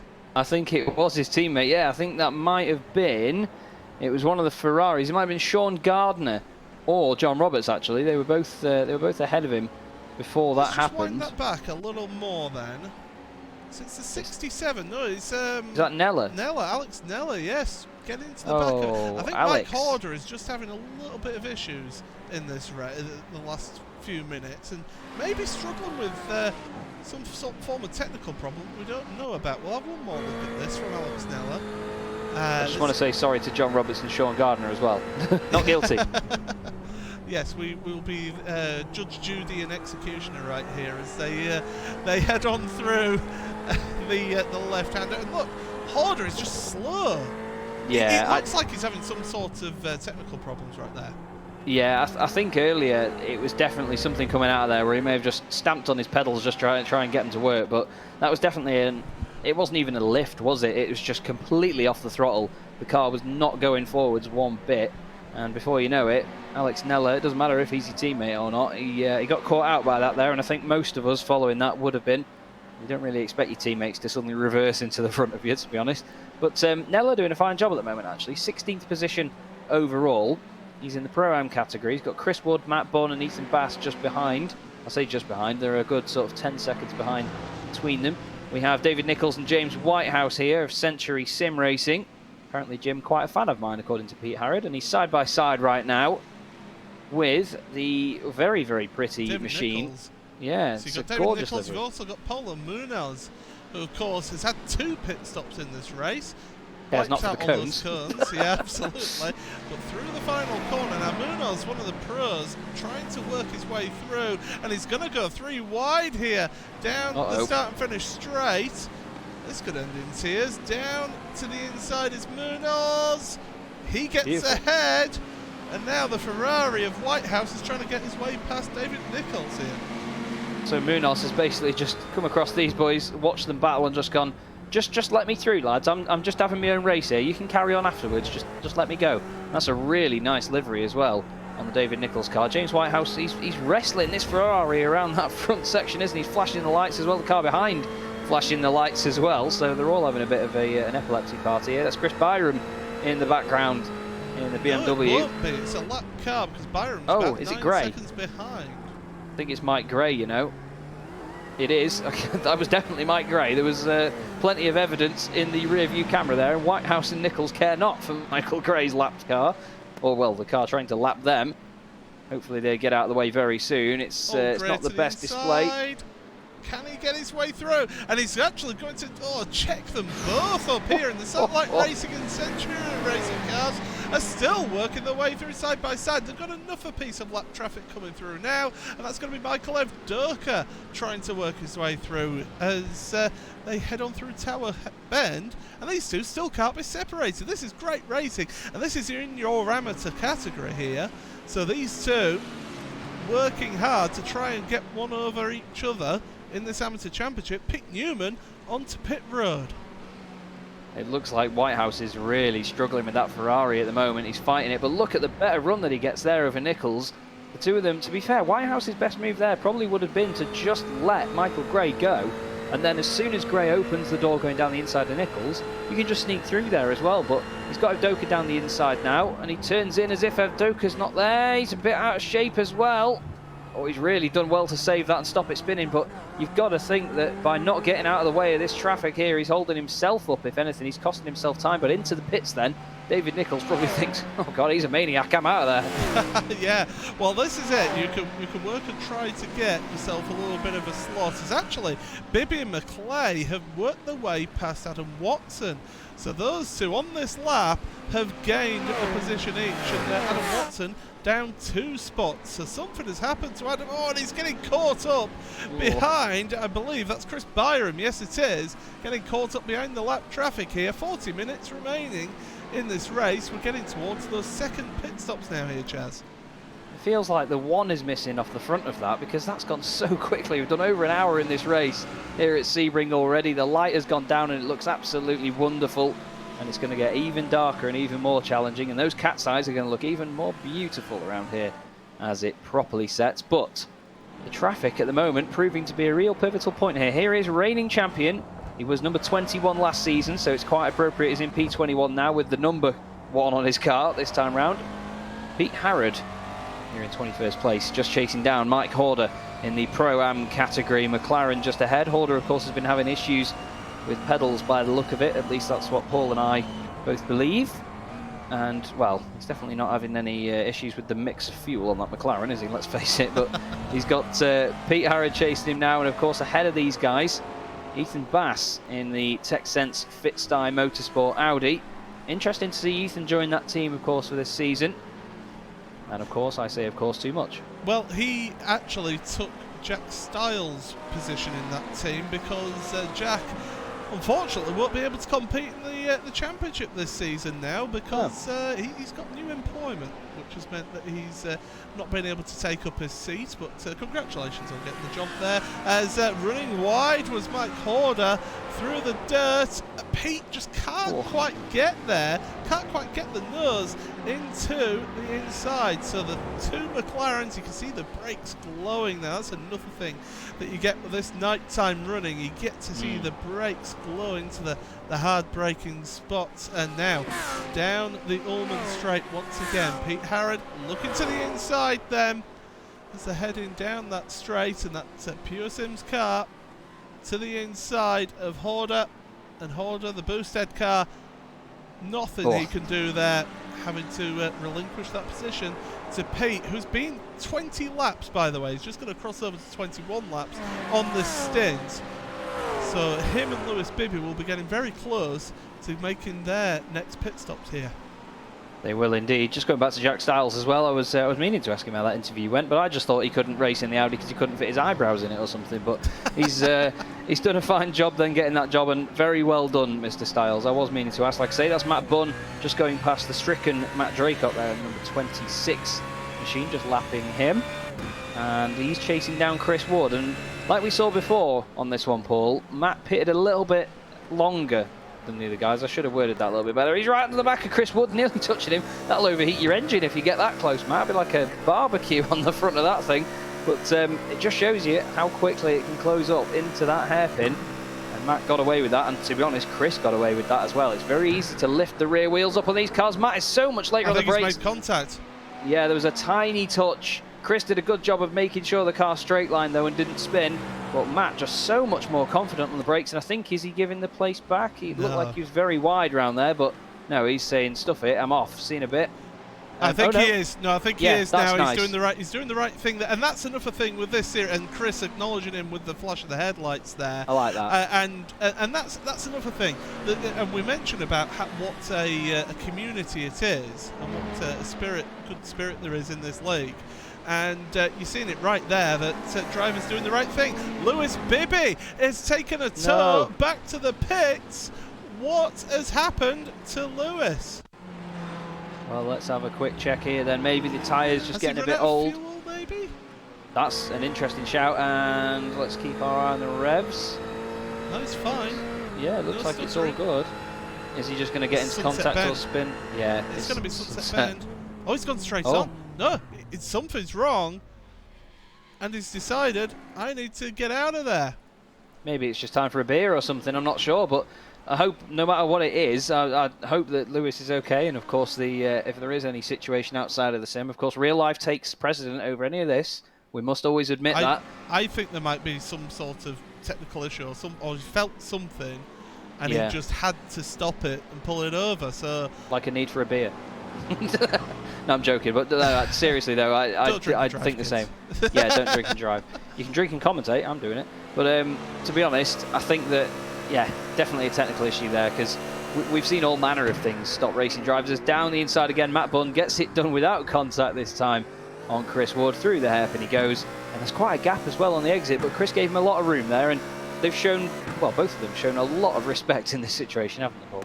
Yeah, absolutely. So one thing I think that is down to the fresher tyres. With the fact that Matt was stationary for 57.6 seconds at the pit stop compared to the majority of drivers being around that 28 to 30 second mark, I just feel that he took fresh tyres at that pit stop, thought, right, let's get the fresher rubber on and try and gain some positions that way. So Matt up into 16th place right now, ahead of Chris Wood. So that's a change of position there down into the hairpin, and that braking will have been really helped by the fact that the fresher rubber means that you can brake that a little bit later, get to the apex better. Oh! Big moment there. That's a Kurt Brown moment if I ever saw one. I tell you what, he needed the tyres there, didn't he? Wow, that was a great save from Bunny, and I imagine if he was on a direct drive wheel, I think he's on a Simicube, you would have just let go of the wheel at that point and let it do it for you. Here we are on board with Chris Wood then, we'll get a bird's eye view of this. Look at the cat's eyes as well, the motion blur, all of it looking fantastic here on iRacing. Pop a flame from the beamer. You can see Matt misses the apex a bit, just that tiny touch of the grass. Car's sideways, dab of the brakes, and it straightens up. And, well, because of Chris Wood's gentlemanly driving there and slowing down for it, Matt actually got away down the straight as well. So it all worked out in his favour there, to be honest, Paul. I think that Chris, if he tried to throw it down the inside with the way that this McLaren is with rear stability, I think he may have ended up in the wall himself. So just thought better, the discretion, the better form of valor, and just getting out of it, trying to avoid any contact, and living to fight another day. Chris Rose in 13th place, Christian, up ahead of Harold Stadler. This is two pro drivers fighting it out right now. That's the Pure Sims OBP driver versus the Renvale Fitstyle Motorsports car, and it is Ferrari versus Ferrari here, down in 13th and 14th places. I think they've got the Team Lizard car in front as well, so a bit of lap traffic to throw it into the mix here, and this is not a section of the circuit where you want to be catching lap traffic. Of course, the Pure Sims car just in front there, blinking around a little bit of Christian Rose. He's not normally one for having a blink, so it's not quite in his characteristics there, or his internets anyway. That was Niall Crowther getting out of the way, nice and respectfully there, very much out of the way, and it doesn't provide the spice that I interpreted. It's quite interesting actually. Niall is car 47, P47 at the moment. He will go up to 46th because he will unlap himself from Lewis Bibby this time round, but it's P13 and 14 as you see from the windscreens there. Christian Rose and Harold Stadler. Harold Stadler was racing in the winged sprint cars recently as well. He streams all of his racing, and he was trying that out as Christian Rose dives for the pits here, Paul. Second pit stops are underway. Yeah, they certainly are. Christian, one of the early ones then for the pit stops, and he's deciding, right, this is the moment to pull the trigger and head on down to pit road. Now, this is the question of is he going to take any tyres or not? That's the big one. Do you bother taking them or not? I'd say so at this point, yes. Unless you've taken them already, I'd take them now because you want to have that superior grip at the end of the race. I think there will still be some people that don't take them. Yep, but in my eyes, yep, there you go. The Invisible Jacks doing their work then. Christian Rose dropping down the order, of course, but he will be soon climbing back up there. We've seen the confidence that it can give a driver in the form of Matt Bunn. He's been flying through the field again. He's not maybe made as much progress as he would have hoped, but all the same, he's done a smashing job of it at the moment. And oh, Lewis Bibby said his VR disconnected. So you were right, Paul, technical issues. And to be honest, I've seen quite a lot of VR issues recently. I'm not sure whether they're trying to keep people in because of COVID or get them to spend more money, but I don't know what. But to be honest, recently I know a good 5 or 6 friends of mine have all had issues with VR just randomly disconnecting. Well, they'll have to get onto their VR providers. Yes, definitely. Absolutely. Christian Rose, by the way, 46.7 seconds on the pit stall. So that's how long it took to take enough fuel to get to the end and took fresh tyres as well. So this is where we could potentially see some of the quickest laps of this race, because the fastest lap of the race is actually Alex Arana, and that was very, very early on in this race as well.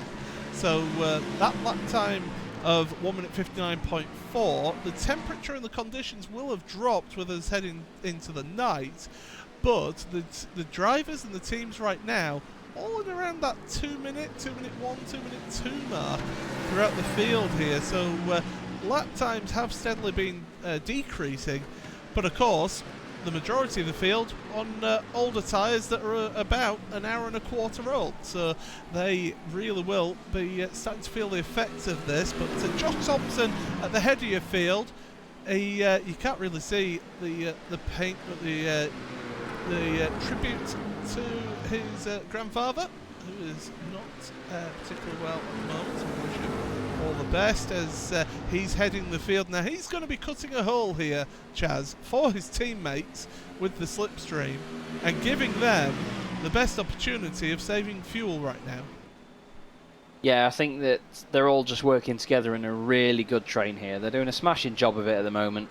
And to be honest, I think it may be an extra nice little touch because Josh is a bit further down in the championship compared to his 2 teammates. We may see them let him take the win, and I'm sure he will, of course, dedicate it to his grandfather as well. And that'd be a great touch, but at the end of the day, this is motorsport, and I'm sure that these guys will all be fighting for the victory, but they don't need to fight at the moment because the teamwork of them all getting away from the rest of the field has been fantastic to watch, and they've got such pace between them. Pops of flames from the BMW. Jake Blackhall into the pits now as he slows it right down onto the pit lane speed limiter. There are the fog lights flickering away. Well, it's almost as if the pit limiter messes with the electronics, isn't it? Well, I was about to mention that he was actually cut right up on the rear boot lid of Carl Moore in 5th place. So Jake Blackhall, the best placed Pro-Am driver at the moment, and he is now on pit road getting his service. Worth pointing out as well, still your best placed AM driver is Morgan Butler in 22nd. His nearest rival in the amateur category is Lars van Rijn in 31st. Wow. So that shows what dominance that he has had there. Now, Jake Blackhall, no tyres taken, and we appear to be missing Andy Shield. Yeah, I'm just trying to scan down the order now, actually. I think I could literally hear it click in your head as it clicked in my head, mate. He's gone grey on our timing screen. He's dropping down the order, so he's not in a pit lane or anything. Wondering whether he's had either an incident or a disconnect, maybe. Let's try and have a bit of an investigation then. So this is Andy. He's heading through the last corner. I thought he was going to head onto pit road there, but no, he isn't. So he's heading don't down. hit the wall. Sim Sports Racing UK driver, of course. He's been rather rapid in this BMW, it must be said. He was in 9th place at the time. Now, he's had an internet issue. I can tell you that now. There he goes. He disappeared. He's had an internet issue. Yeah, it's just gone. As simple as that. And a lot of the time, you'll see drivers blinking around quite a bit before they disconnect. But in that situation, it was just, boom, flicked a switch. Goodbye, Mr. Shield. And that's a real shame, that, because he was running so well up near the front of the pack. This now is the number 29 car of Adam Watson in the Pro-Am category. Your Pro-Am leader at the moment, Simon Underhill, second place, with Jake Blackhall in third. But Jake has, of course, pitted more recently than them, and his stint has not even lasted a lap yet. So expect to see these guys swapping around again. And yeah, like you say though, Paul, Morgan Butler doing a smashing job at the moment in the AM category, but we'll stick with Watson and his chase now of the car in front, which is George McClay in the TechSense Fitstyle Motorsport car. Neither of them onto the pit lane this time. We go on board with the front of the Audi. This thing just sounds phenomenal, doesn't it? Who doesn't love a V10, Paul? Well, McFarlane has been on pit road. He's just coming out of the pits. Now there's smoke! There's tyre smoke! There's a car off at turn number 1. Who was that? I believe that might have been James Whitehouse. Yes, it was. Oh, he's had a real tough evening with that Ferrari, hasn't he? Blinking in and out a little bit there as well. The number 59 car has not been behaving itself. And it's very easy to lose it around there because you're on the brakes just as you turn in. As soon as you let off the brakes, the car just unloads all of its weight and through he goes. Look, as soon as, oh, it's actually, as he's turned in, it breaks away and he lets off the brakes just so it sort of washes out some of its own momentum naturally, lets it roll backwards, which was a good shout. We've seen a couple of the guys doing that tonight. And yeah, just that Ferrari is just not working for him at the moment, I'm afraid. He got involved in an incident at Silverstone in one of the first races that wasn't his fault. But to be honest, that one was all on him or the car, to be honest, because all on his own, out of the way of anyone, no contact or anything to pin that one on. So I hope, for his sake, of course, that he finds the Ferrari a bit easier to drive as the season goes on.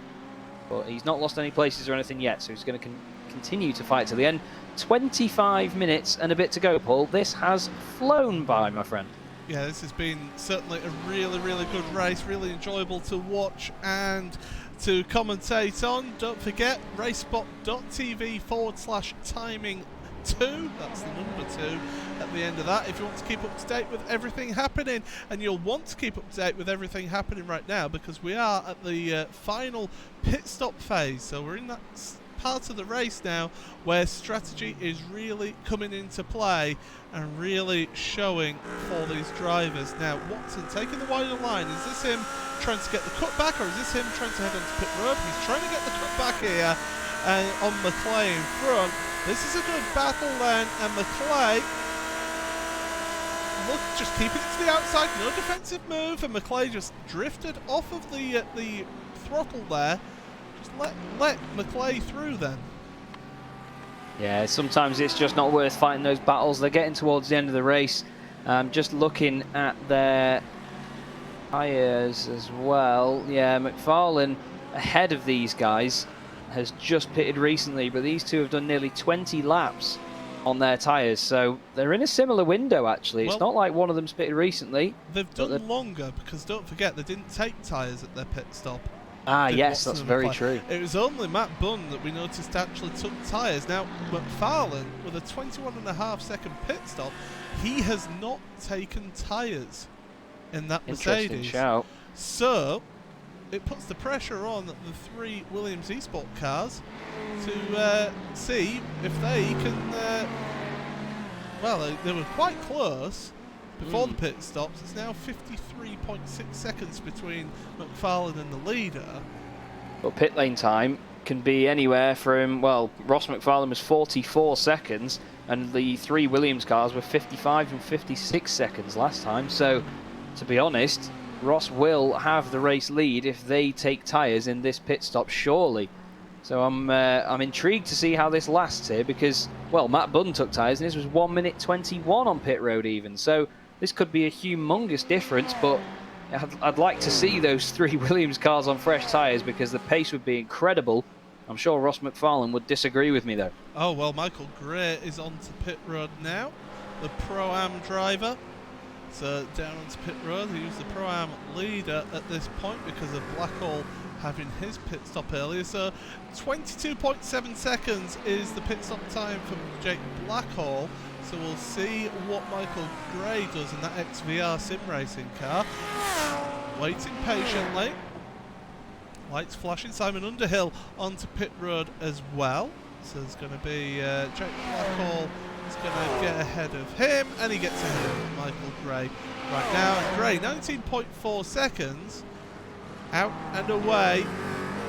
No tyres taken there either. So there's quite a few drivers saying, do you know what, we can get to the end of the race just on one set of tyres from the start of the race. Yeah, and I'm just wondering whether they'll actually see that much of a lifespan difference in these tyres, because quite often, if you've managed them over the course of a race, Matt Gray showing us that there is a reason to take tyres there, lights up the rears, and well, that was actually not really a corner that many people always lose it on. It's often the curve after it that you see cars going off there. And Mike Gray has a real moment. Has he got steering damage? Because he did hit that front corner quite hard. We'll get a look at this then from on Matt board. Bunn's in the pits, by the way. Bunny's in. So is Janko and so is McCaffrey. Round he goes. Oh, it was the curve that unsettled it, yeah. I do apologise, Michael. And he has got some damage to that front left corner as well. Certainly doesn't look too safe at the moment, does it? Well, I mean, I would be able to tell how much damage, but it appears to have a Vanta black car paint, is what it appears to be. So we can't really see it in these night conditions. Maybe that's part of the ploy there at XVR. Give them a black paint, so when it's at night, you can't see the damage. Yeah, that's very true. Stealth. Damage stealth, just in case. So your cars always look good no matter what. But I really hope for Michael Gray's sake he's not actually got damage in that case, because he was doing very well. This is Carl Moore. He's been a bit under the radar for the last sort of, well, hour and 25 minutes, hasn't he, Paul? To be honest, he's been doing a sterling job. Really has, in fifth definitely. place. And there's also Michael Abdoka has just come to pit road, 19.1 seconds for Carl. So he's out and away, out of pit road. Coming through, really difficult, the pit exit here, because you're coming in on the exit of the corner. If you've got cars coming through on the track, their natural line takes you to the point of where you're actually coming out of pit road. So you've got to have a little bit of cooperation between the two parties, haven't you? Oh, definitely, yeah. You need to really have your wits about you, especially when you're rejoining, because it's mainly down to you to safely get back on the circuit, back onto the racing line and up to pace. But just in case, you never know what anyone's going to do in these races. You think that you've raced against everybody on iRacing when you've been in a couple of leagues, and you think that you know how everyone's going to behave. But some people like to catch you out. Trust me. As the three Williams cars go around there now, once again, no pit stops for them. But yeah, if you're the car that's at full racing speed already on the circuit, you've just got to be aware that they may do something to catch you out. There is the car of Morgan Butler. He was 21st. He just moved on the timing screen as soon as I looked over at it there. Typical technology. It hates me. But Morgan's been doing a fantastic job tonight, hasn't he, Paul? He's been leading the AM class for most of the race after, of course, we lost Tony Draper earlier on, the 22 car. But I'd be very happy for Morgan to get this, because he's been working really hard with all the guys at Pure Sims to improve his pace and his consistency. And he really does deserve a result like this, if I'm honest. Out he comes out of pit road then, and looking to go through turn number one. His next nearest rival in amateur category, by the way, has yet to make their final pit stop, which is Lars van Rijn.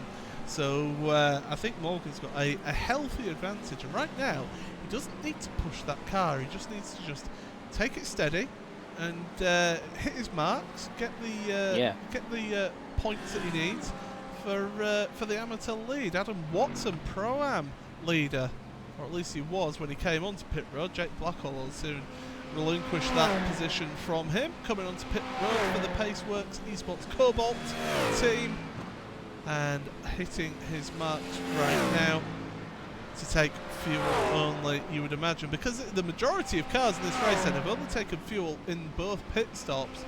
Only a couple of cars taking tyres. Yes, this is the crunch time now to see all the different strategies sort of mix it together. So I'm going to be intrigued to see who can manage what. Oh, he's taking tyres.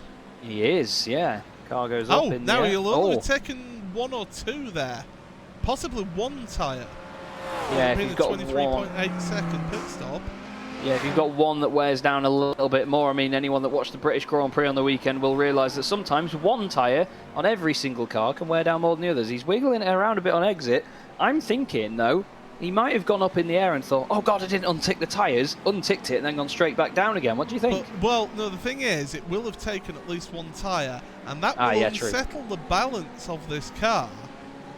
Because it's a cold tyre, it's on the new tyre model, don't forget. Really stone cold tyre heading onto the car when you've got partly worn, warm tyres for the rest of it. That car is not going to feel nice, especially for the first 2 laps. Well, and the fact it's an Audi as well, so it never feels nice from what I've experienced. But to be honest, Carl Moore just ahead of these guys, or at least, well, I say just ahead. Adam Watson down to 13th, Carl Moore in 5th. Teammates with Mr. Watson overall will probably just be trying to talk him through this now and just say, look, this is what you need to do to manage it. These guys are all very experienced and they know what to do, but it's easier said than done. I mean, we can easily sit up here and just say, oh, you've just got to drive it differently. It's not that straightforward, as we see the Williams cars again. Josh Thompson leading Alex Arana and Moreno Sarica. We've not actually said their names that much over this race, but to be honest, they've just been the class of the field, leading by example. See the lap times there as well. Alex Arana just closing in, but it's mere thousandths, isn't it, Paul? I mean, 35 thousandths is the biggest gain that Alex Arana has had, and then 1/10 the biggest loss that he's had. So they're just flying really nice formation at the moment, and I believe we should see them come in the pits very soon, because it is a mandatory stop. It's not like they can stretch out to the end, but this will just be a splash and dash, I think. Well, it's 21 laps since they last came on pit road, and all 3 came onto pit road at the same time. 16 minutes remaining in this race. Chris Wood, Mike Horder, 2 Pro-Ams onto pit road, along with Simon Field as well. So the final pit stops are happening round about now. Matt Woodhouse owes us a pit stop as well, and the 3 leaders. Everyone else has had 2 pit stops at least in this race, and here comes the Williams cars then onto pit road. In fact, 2 of them, because Moreno Sarica is going a lap longer here. He's saved enough fuel to go a lap longer. Well, that's an interesting development here. I thought that these guys were going to be joint at the hip throughout the whole race, so I'm intrigued to see what happens with this little situation now then. Josh Thompson stops in his box, same with Alex Arana.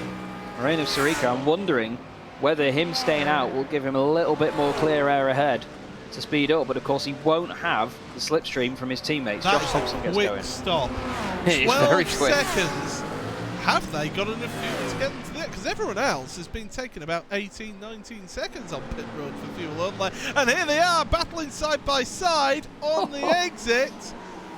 Are they going to play nicely? They've got some lap traffic there as well. Oh, boys. My goodness, they're still side by side. I think it was a case of we'll stay in order up until the last pit stop. And then once it's the last pit stop, away you go, boys. Have a bit of a scrap.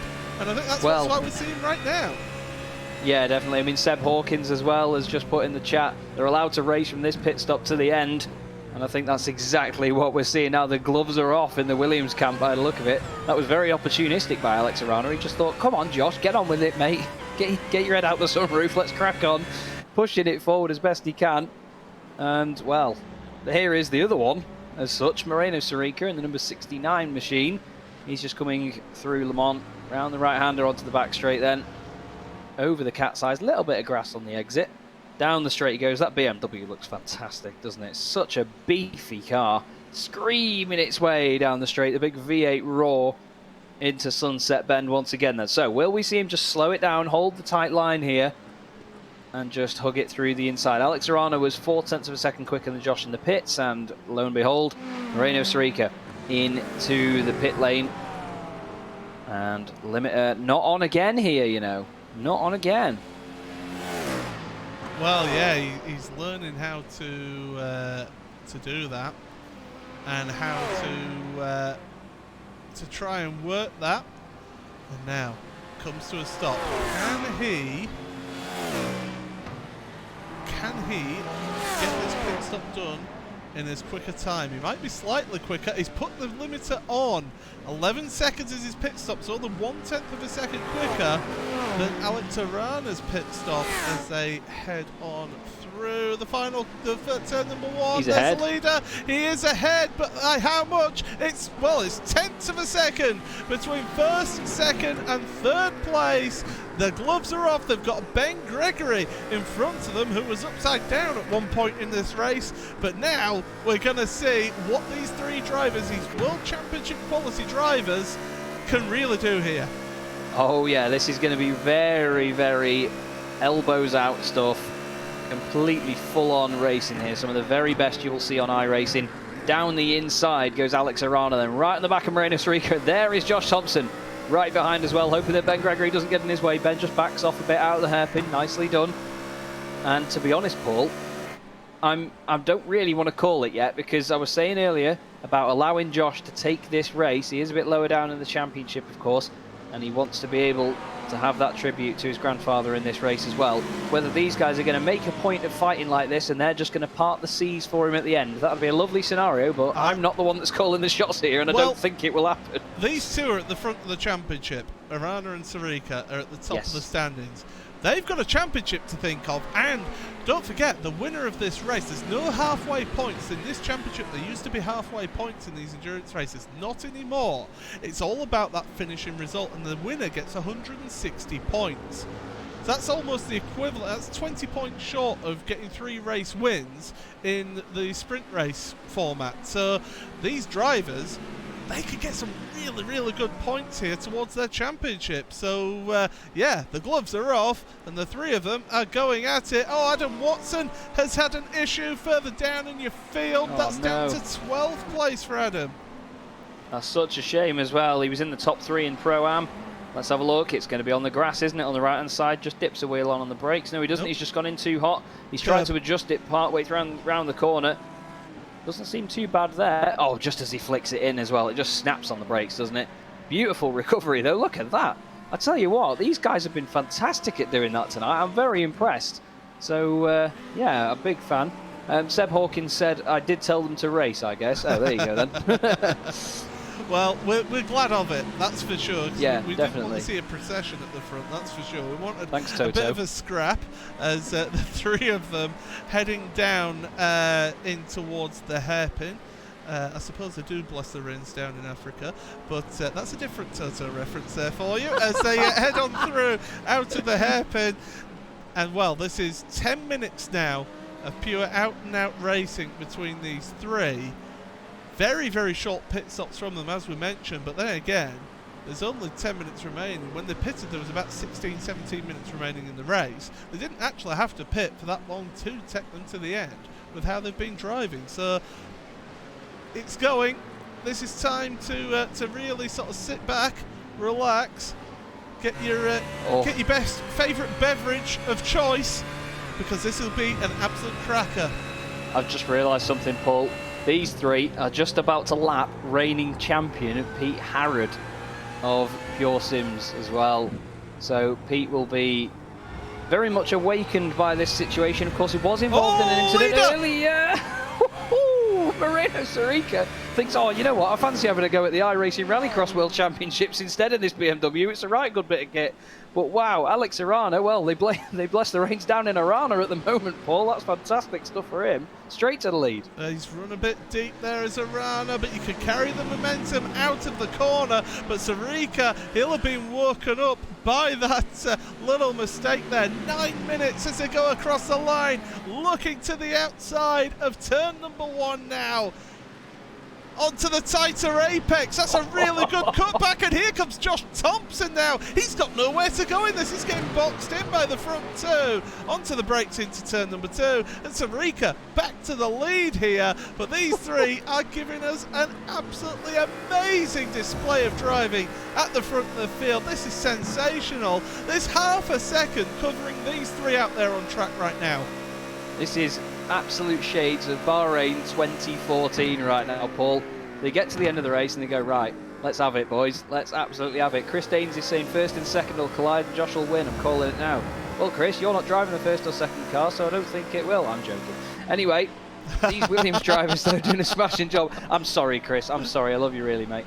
These two, oh, I tell you what, Moreno Sarica, the interesting thing is here, Paul, he feels the need to defend, and that's what I absolutely love about this, because a lot of the time, these World Championship drivers, they don't show you anything. They don't give their cards away. They've got the cards very close to their chest. Sarica is basically sending a message by doing that and saying, I feel threatened by you, Alex Arana. You've got one more digit on your number board than I have. I don't care which one it is, but I tell you what, I'm feeling the pressure. And Josh Thompson, he's going to be sitting there right now just eyeing up these opportunities. They may be teammates in front of him, but he's just going to be rubbing his hands together. And I tell you what, I say that a lot as well. These guys will be absolutely loving this fight, though. They're just going to roll the socks up and crack on with it. It gives us something great to watch, and I bet they're beaming in the actual sort of cockpits of these BMWs right now. Well, this is it. When you're racing against your teammates, you always try and keep it fair, but you always want to. That's your yardstick. This is what you want to. This is what you want to match yourself against. 7 minutes as they go across the line remaining in this race. So we're only looking at a handful of laps remaining here as down into turn 1. Josh is just, I think he's, as you say, just holding off. He's waiting for his opportunity to arise, but it is Sarica, Arana, Thompson. We haven't forgotten about the rest of the field, by the way. I can tell you top Pro-Am is Jake Blackhall, 6th place overall. And I can tell you the top amateur is going to be, where's Morgan? Uh-oh. Where is Morgan Butler? Oh, no. Morgan Butler is down in 35th position. He's now down in 5th or 6th, and now it's Dean Powell, Michael Blake and John Roberts. He's made a third pit stop as Morgan, so he's obviously had an issue. That's dropped him down. So, yeah, your leading amateur is Dean Powell. Yes, Dean Powell, who's just ahead of Michael Blake. So 2 leading amateurs have both had issues, one a technical issue and one having to take a third pit stop, and that's cost them dearly. That's devastating for Morgan, and I was just bigging it up earlier as well, how well he's done, but I really hope that he keeps his chin up after this and pushes forward, because whatever it was that caused that third stop must have been worth it for him. Look at the traffic in front of the leaders. There's 4 cars in. There's 4 cars in front of them right here. This is getting a bit, well, as Andy Shield likes to say, it's getting a bit spicy right now at the front here. So on board with your race leader. Oh, nicely done by the 56 car of Sean Gardner to get out the way. The rest of them, though, ahead, and there are battles happening ahead of them as well. I believe it's Simon Field and Janko that are battling, is it? No, it is, yeah, just ahead of Matisse van Delden, who's in the Nomad car there. Janko and Field swapping the corner of 1,000 lines, like you say, Paul, at Sunset Bend, showing it again. The Williams BMW is already flashing there. That's Moreno Sarica, of course, race leader, saying, we're coming, we're after you, boys. We're going to be right up with you soon, don't you worry about that. But I tell you one thing, Josh Thompson, as I say that though, well, there you go, there's commentator's curse. That was faster than lightning, that one. Ka-chow, he says, but Josh Thompson manages to collect it all up, and he's not actually lost any time to Arana. He carried the momentum very well around there. He's all over his teammates. Spitful from the BMW, mounts the curve a little bit, and he's going to have the slipstream here. But if these two start battling though, Paul, it's going to hand it on a silver plate to Sarica. Yeah, that's it. They need to work together as much as they want to fight.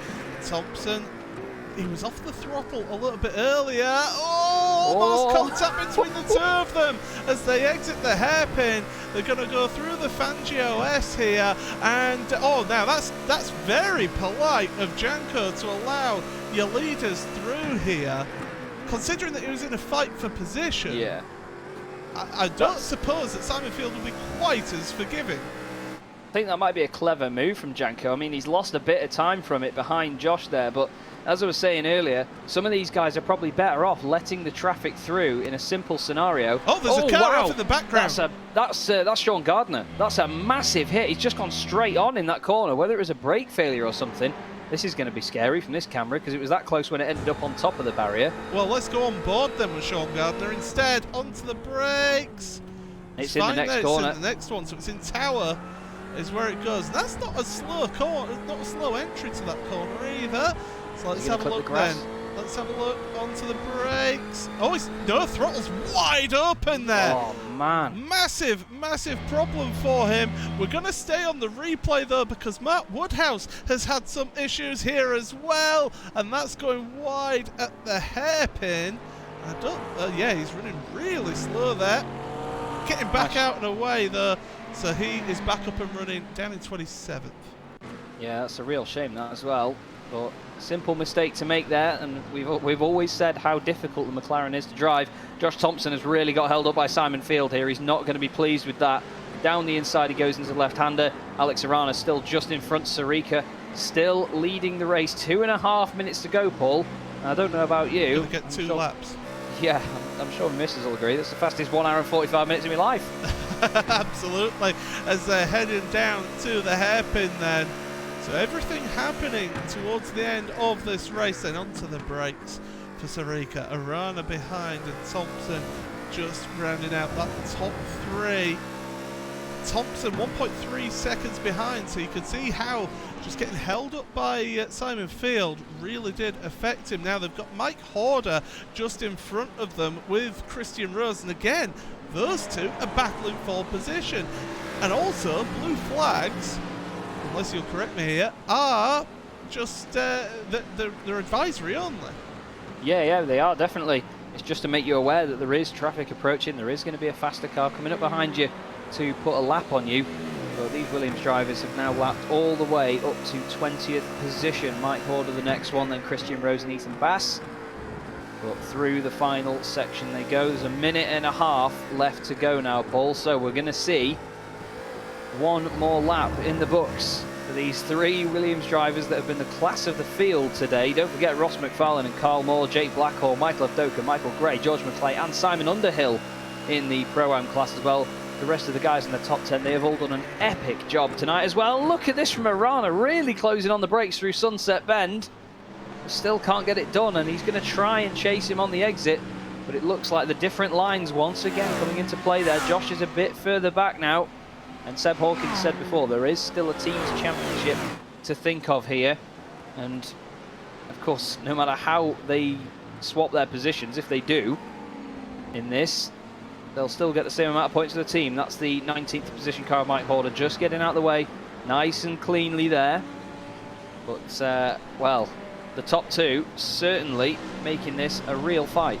Absolutely. So the front two have made that breakaway from Josh Thompson in third place.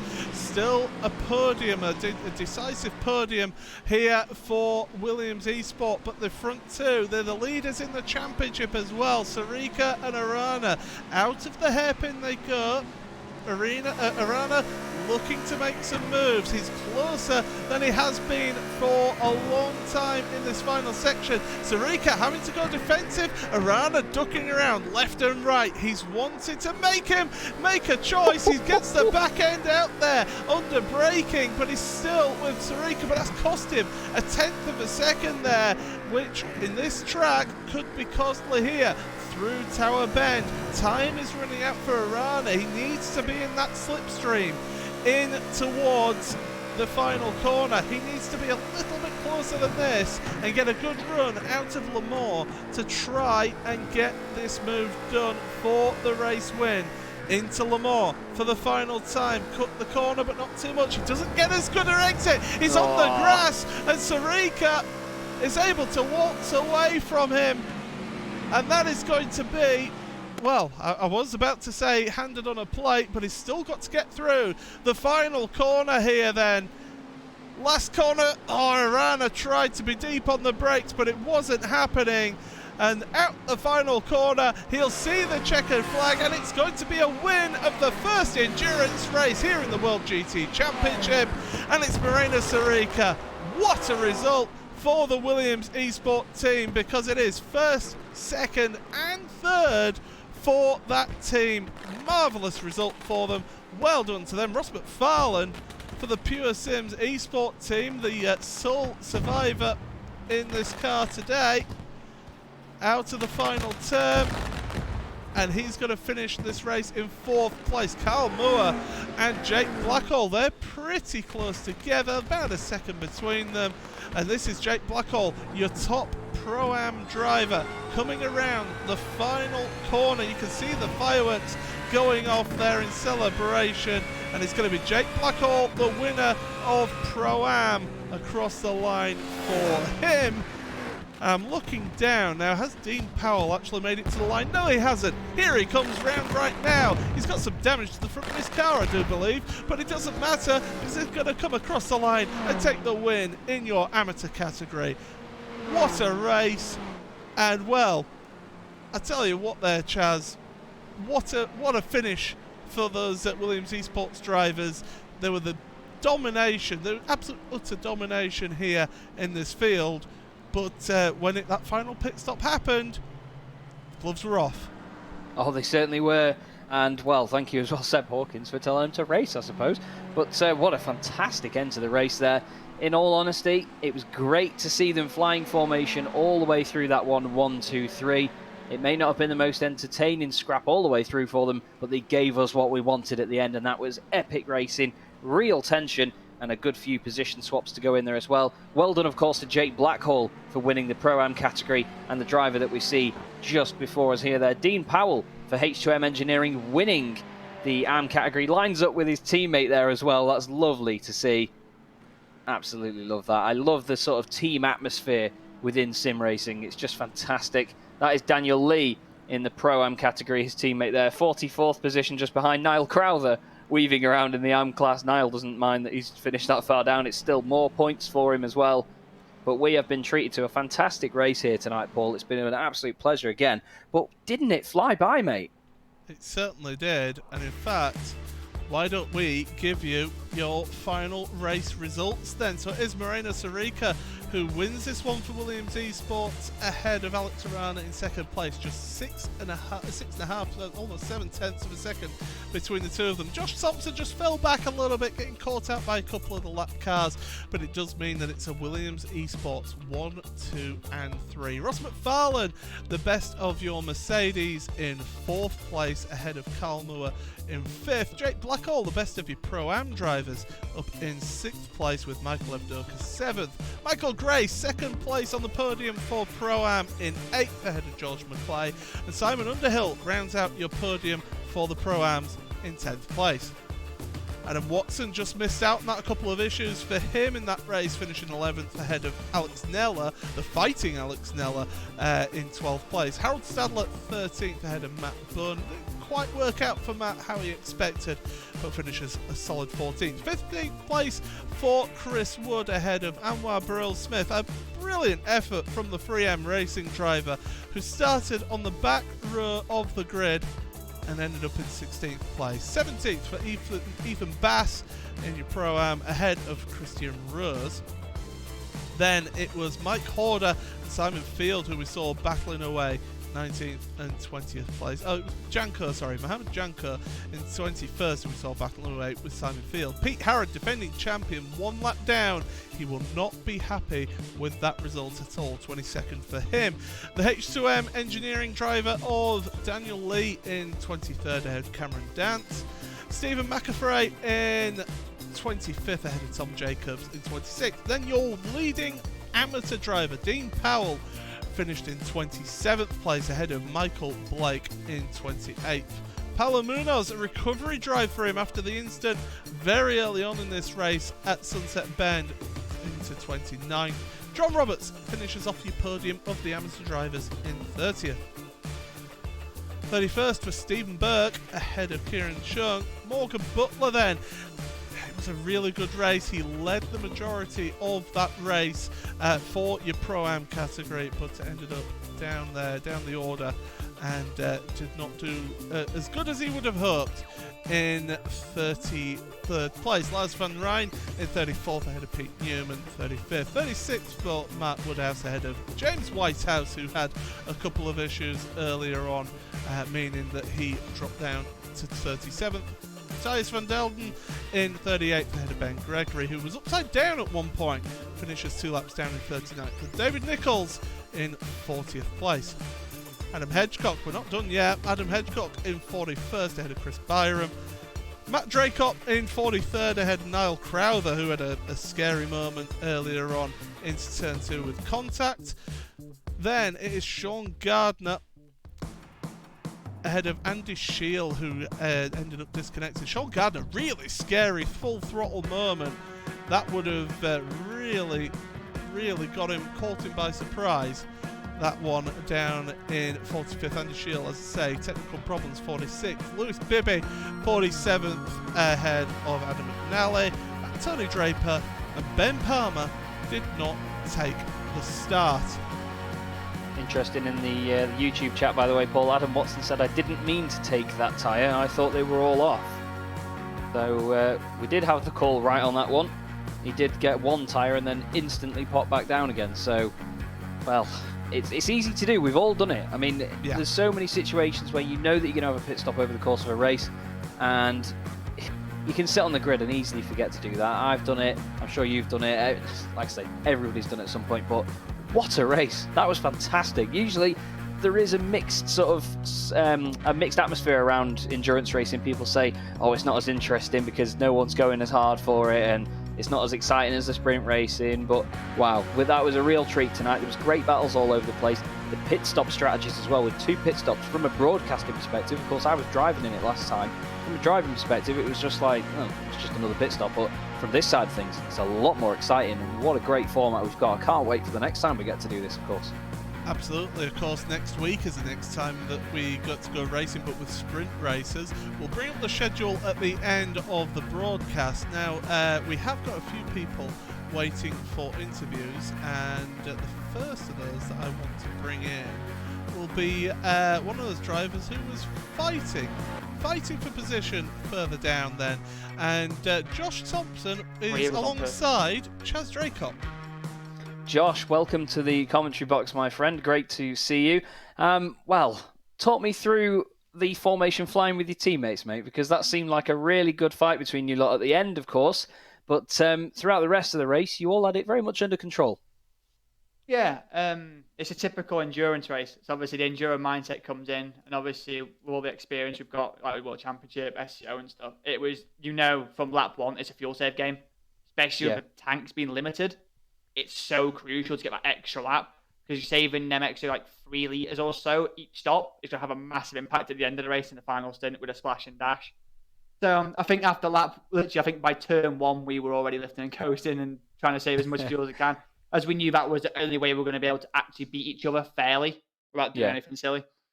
Well, it was good that you made it a fair and level playing field for each other, of course. The battle at the end was great, though, because straight away, as soon as Arana went past you, Paul called it, and he said, they have been told to fight. This is it now. The gloves are off. That was the phrase we kept coming out with. And they certainly were. You got a bit unfortunate with traffic towards the end, though. Were you just sort of waiting for an opportunity in the last couple of laps when those guys were going to battle in front of you? Yeah, I kind of got, like you said, I got unfortunate with traffic. Obviously, when we came out the pit lane, we were 3 wide instantly. Yeah. And the worst thing to do with this new tyre is overheat the tyres straight out the pits. And I had a massive slide when we were 3 wide trying to avoid it all. Yeah. The tyres never really came back to me then. Got back in the group for the battle, which I was looking forward to, because obviously we knew we were going to go all in for it the last 15, 20 minutes. But lapping, I don't know who it was an Audi. Both Alex and Moreno got past. I tried to go past at the same time. I don't think they slowed down enough and tapped me out the way, which then pushed me offline, so I dropped out the toe. And at that point, it was just bringing it home. Yeah, well, still, it's a good haul of points for you, though, mate, in 3rd position, and an amazing performance from the team as well. And I'm sure your teammates are very happy to have done that as well. Most of all, though, did you enjoy that race? Because I know that from doing endurance races like this as well in the World GT Championship, they can be hard work because of the spread of talent that there is in the field and the amount of traffic you do end up coming across. But did you enjoy that overall, though? Yeah, I definitely enjoy it. I think the endurance races, it's a completely different variant of skills you need to use for them.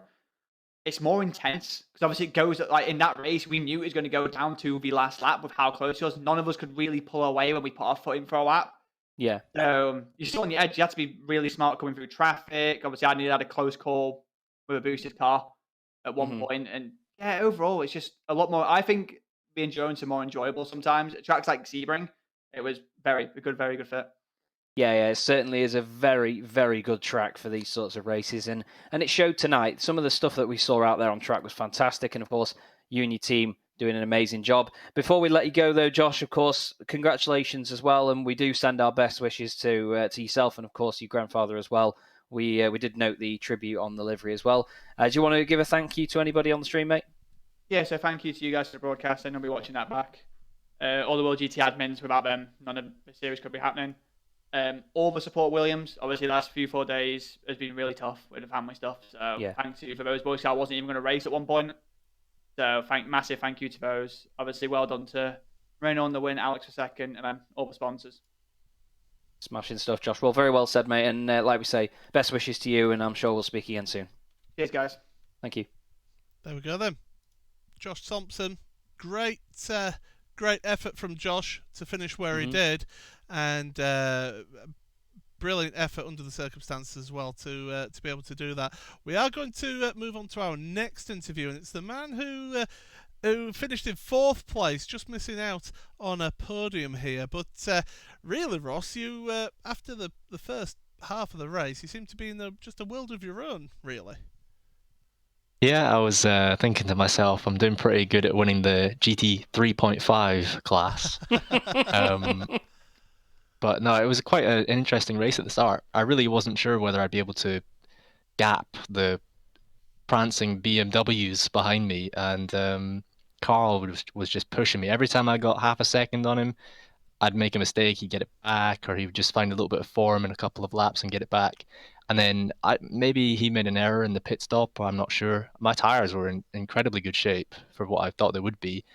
And I just gained a bunch of time in the pit stops and finished a chunk of time ahead of him at the end. But it was a very interesting race. I do love racing around Sebring, especially at the night. It looks pretty fantastic. Well, I'll tell you what, it certainly looks. The Mercedes certainly looks good. But what was the thoughts then of switching over then from the Ferrari to the Mercedes for this round going forwards for the rest of the season? Well, with the current state of affairs in the balance of performance, obviously we can clearly see which is the power car, but with the risk of any changes going forwards in the championship, the Mercedes it's not as weak as people think. I was able to get it set up right, and I was able to drive it well enough, and the Ferrari just lacks that punch. It's fantastic in the medium, low, high-speed corners.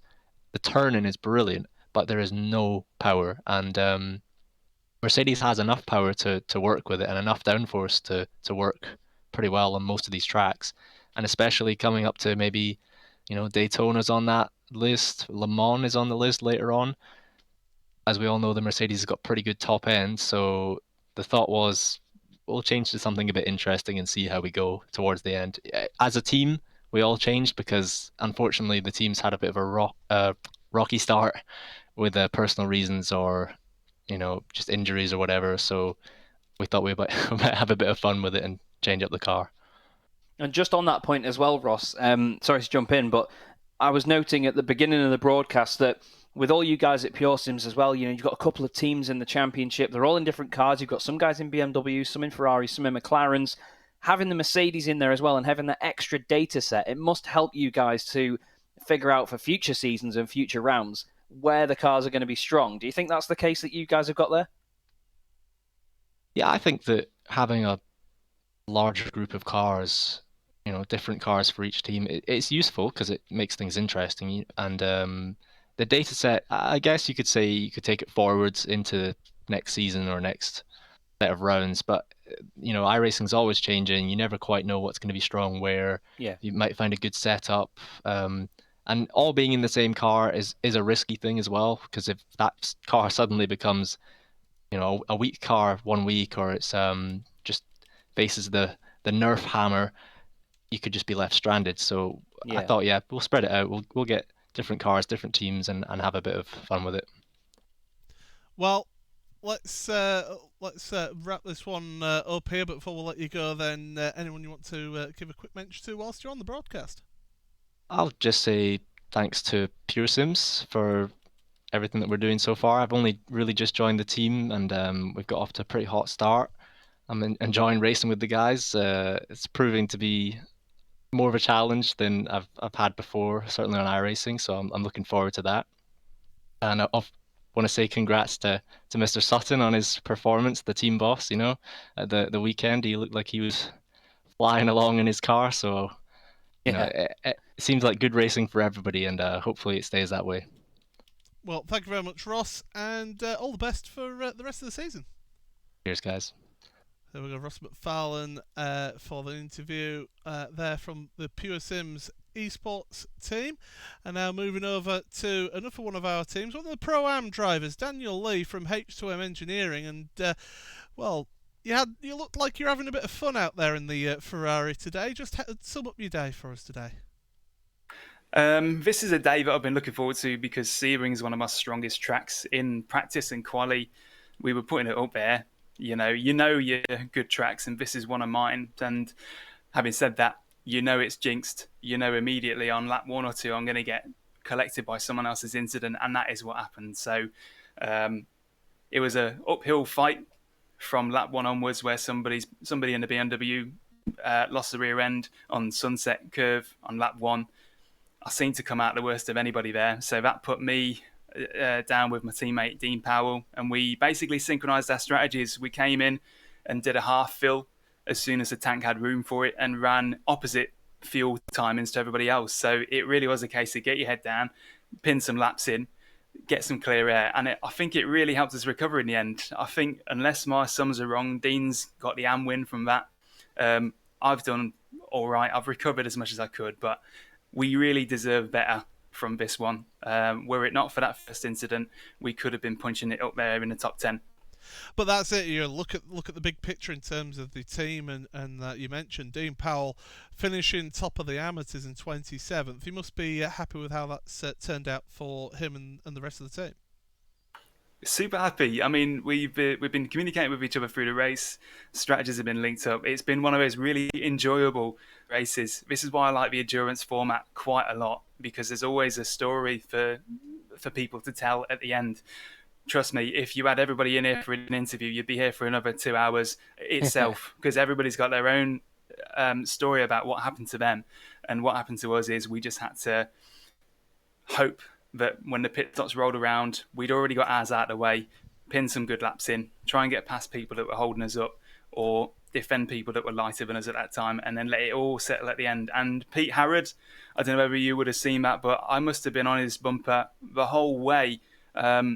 So credit to him for keeping it together. I assumed that he would drive away from me once I sort of let him go past. It's a long race, but we seemed to match pace. I don't know how he held on to it. I was on his bumper all the way to the end, so credit to him, and I had a really good race with him. And just before we let you go, anyone you want to give a quick mention to here?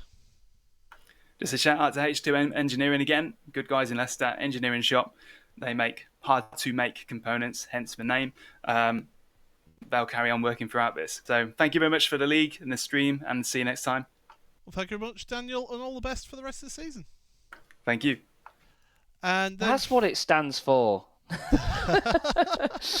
There you go. You learn something new every day. You do. One final interview for the evening here then, because unfortunately we are running out of time here, and it's going to be Morgan Butler, the man who was looking to be the amateur leader in this race. Over to you, Chaz. Morgan, what happened in that pit stop, mate? We know that you took a third one. Was there an issue with fuel or something? I mean, I know it may be a sore point, but... it was a speeding in the pit lane. Oh, no, mate. Because I was stuck in the classic... Sort of when you get put back into the car during a special event and making sure that your pit limiters, turned on. So I'd pulled up in the pits. I went to push my pit limiter to turn my pit limiter on. And then next thing I know, I'm doing 100 down the pit lane. And then realising, this hasn't gone too well, to be honest. No, well, before that point, though, mate, I was obviously saying how great it would be for you to take the AM win in that one. You had the pace, you had the consistency, and I mean, I'm sure you won't mind me saying, I've mentioned it in the past, you didn't used to be the most consistent driver out there, but you've really worked on it with Pure Sims. It's very clear to see that now as well. Going forward into the season, that must fill you with confidence, mate, surely. Oh, absolutely. I know that working with, obviously, all the lads in Pure Sims is really helping me to progress. Not only with sheer pace itself, but obviously with the consistency, which has obviously been, as you've mentioned, probably one of my main flaws, because during the enduro events in, say, season 5 and season 7 that I did, I don't think I managed to finish any, and if I did, I was hugely off the pace towards the end because I'd just dropped concentration and wasn't as consistent. But obviously now, showing today, where I feel I must have been probably 50 seconds to a minute ahead of second place in AM when obviously I came in for that pit stop and ruined it. So obviously I've got that pace again now, so it's now just a case of pushing that forwards to the next few events and for the rest of the season. Well, we hope that we can see you do that, mate, and I'm sure that we'll get you up there taking an AM win at some point over the course of the season. But before we let you go tonight, do you want to give a thank you to anybody on the stream? Yeah, obviously, huge thank you to Pure Sims for allowing me to race alongside them all and with them. Huge thanks to Ross and Mike and Andy Shield, who I feel I've been on with a hell of a lot to try and figure out what I'm even doing for the car. Shout out to Pete and Max Bird, obviously teammates in the team. And obviously shout out to you two as well for putting on amazing streams. Thank you very much, Morgan. Well, good to speak to you, mate, and we'll see you next time round. Thank you very much. See you later, lads. Cheers. So there we go then. Morgan Butler, final interview of the evening. And, well, we've just got a little bit of time, so we'll just wrap up that race now then, Chaz, because it was the first endurance race of the season.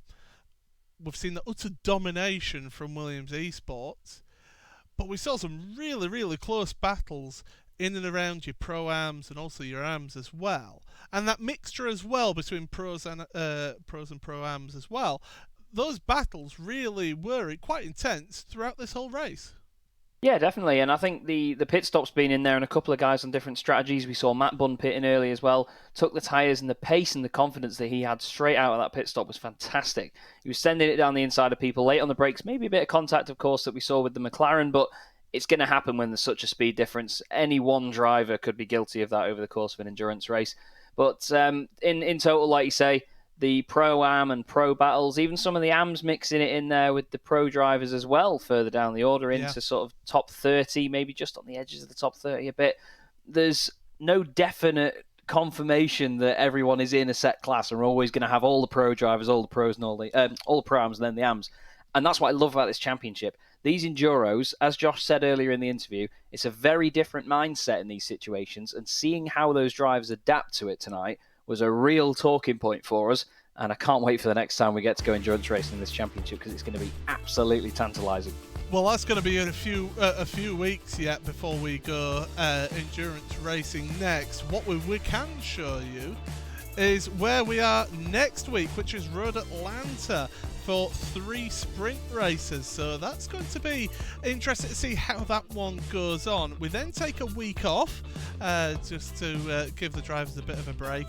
And then we head on to Monza for sprint races. Daytona Road is the next endurance race. That's at the end of August. So endurance races bookending here, Chaz. The whole month of August here. Yeah, that's it. We've got a very busy schedule ahead of us, Paul. And, well, just after last week's stream, I've been very excited for this one. So many great circuits coming up. I can't wait for Monza. Monza is amazing in this championship. Every time it has gone to the Italian Temple of Speed, it has been an amazing evening from a driving perspective, from a broadcast perspective. It's been so much fun around there. And a lot of people put it down, and I don't know why. Because they say, oh, it's just loads of straights, there's no talent involved. The suspense when you're going down a straight at Monza, you've got a hell of a lot of time to think about the fact that, oh no, there's a chicane coming up. Yeah. Who's going to be around me? When have I got a break? And you're at such high speed when you get there. If you go a bit too late, goodbye, race done. And there's so much pressure around there, especially with all the slipstreaming that we're going to see. So we've got a brilliant calendar ahead of us. We've got a great format, amazing field of drivers. The talent is incredible this season. And even the new guys as well. There's a lot of new guys on the grid that have really proved themselves so far. Absolutely. But that is all the time we are going to have for you here today. thank you everybody for joining us here for round number 2 of season 8 of the World GT Championship. Just got a couple of thank yous to quickly mention here before we head on over to the end of this broadcast. Thank you very much to Istvan Ballo, trackcams22.com, for all of your track cams. If you are interested in getting track cameras like we have at Racebot TV, then head on over to trackcams22.com. But from my colleague here, Chaz Draycott, and myself, Paul Smith, from everybody here at Racebot TV, you have been watching the World GT Championship, brought to you by 3M. We'll be seeing you again at 10 to 8 UK time next week. But from everyone here, it's goodbye.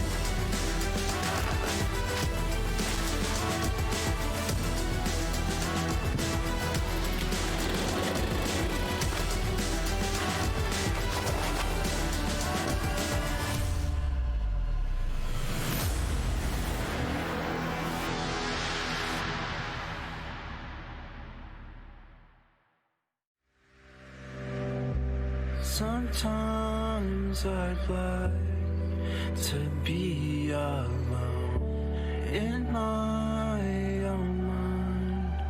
I feel at home within these walls. I fear my own absence of association.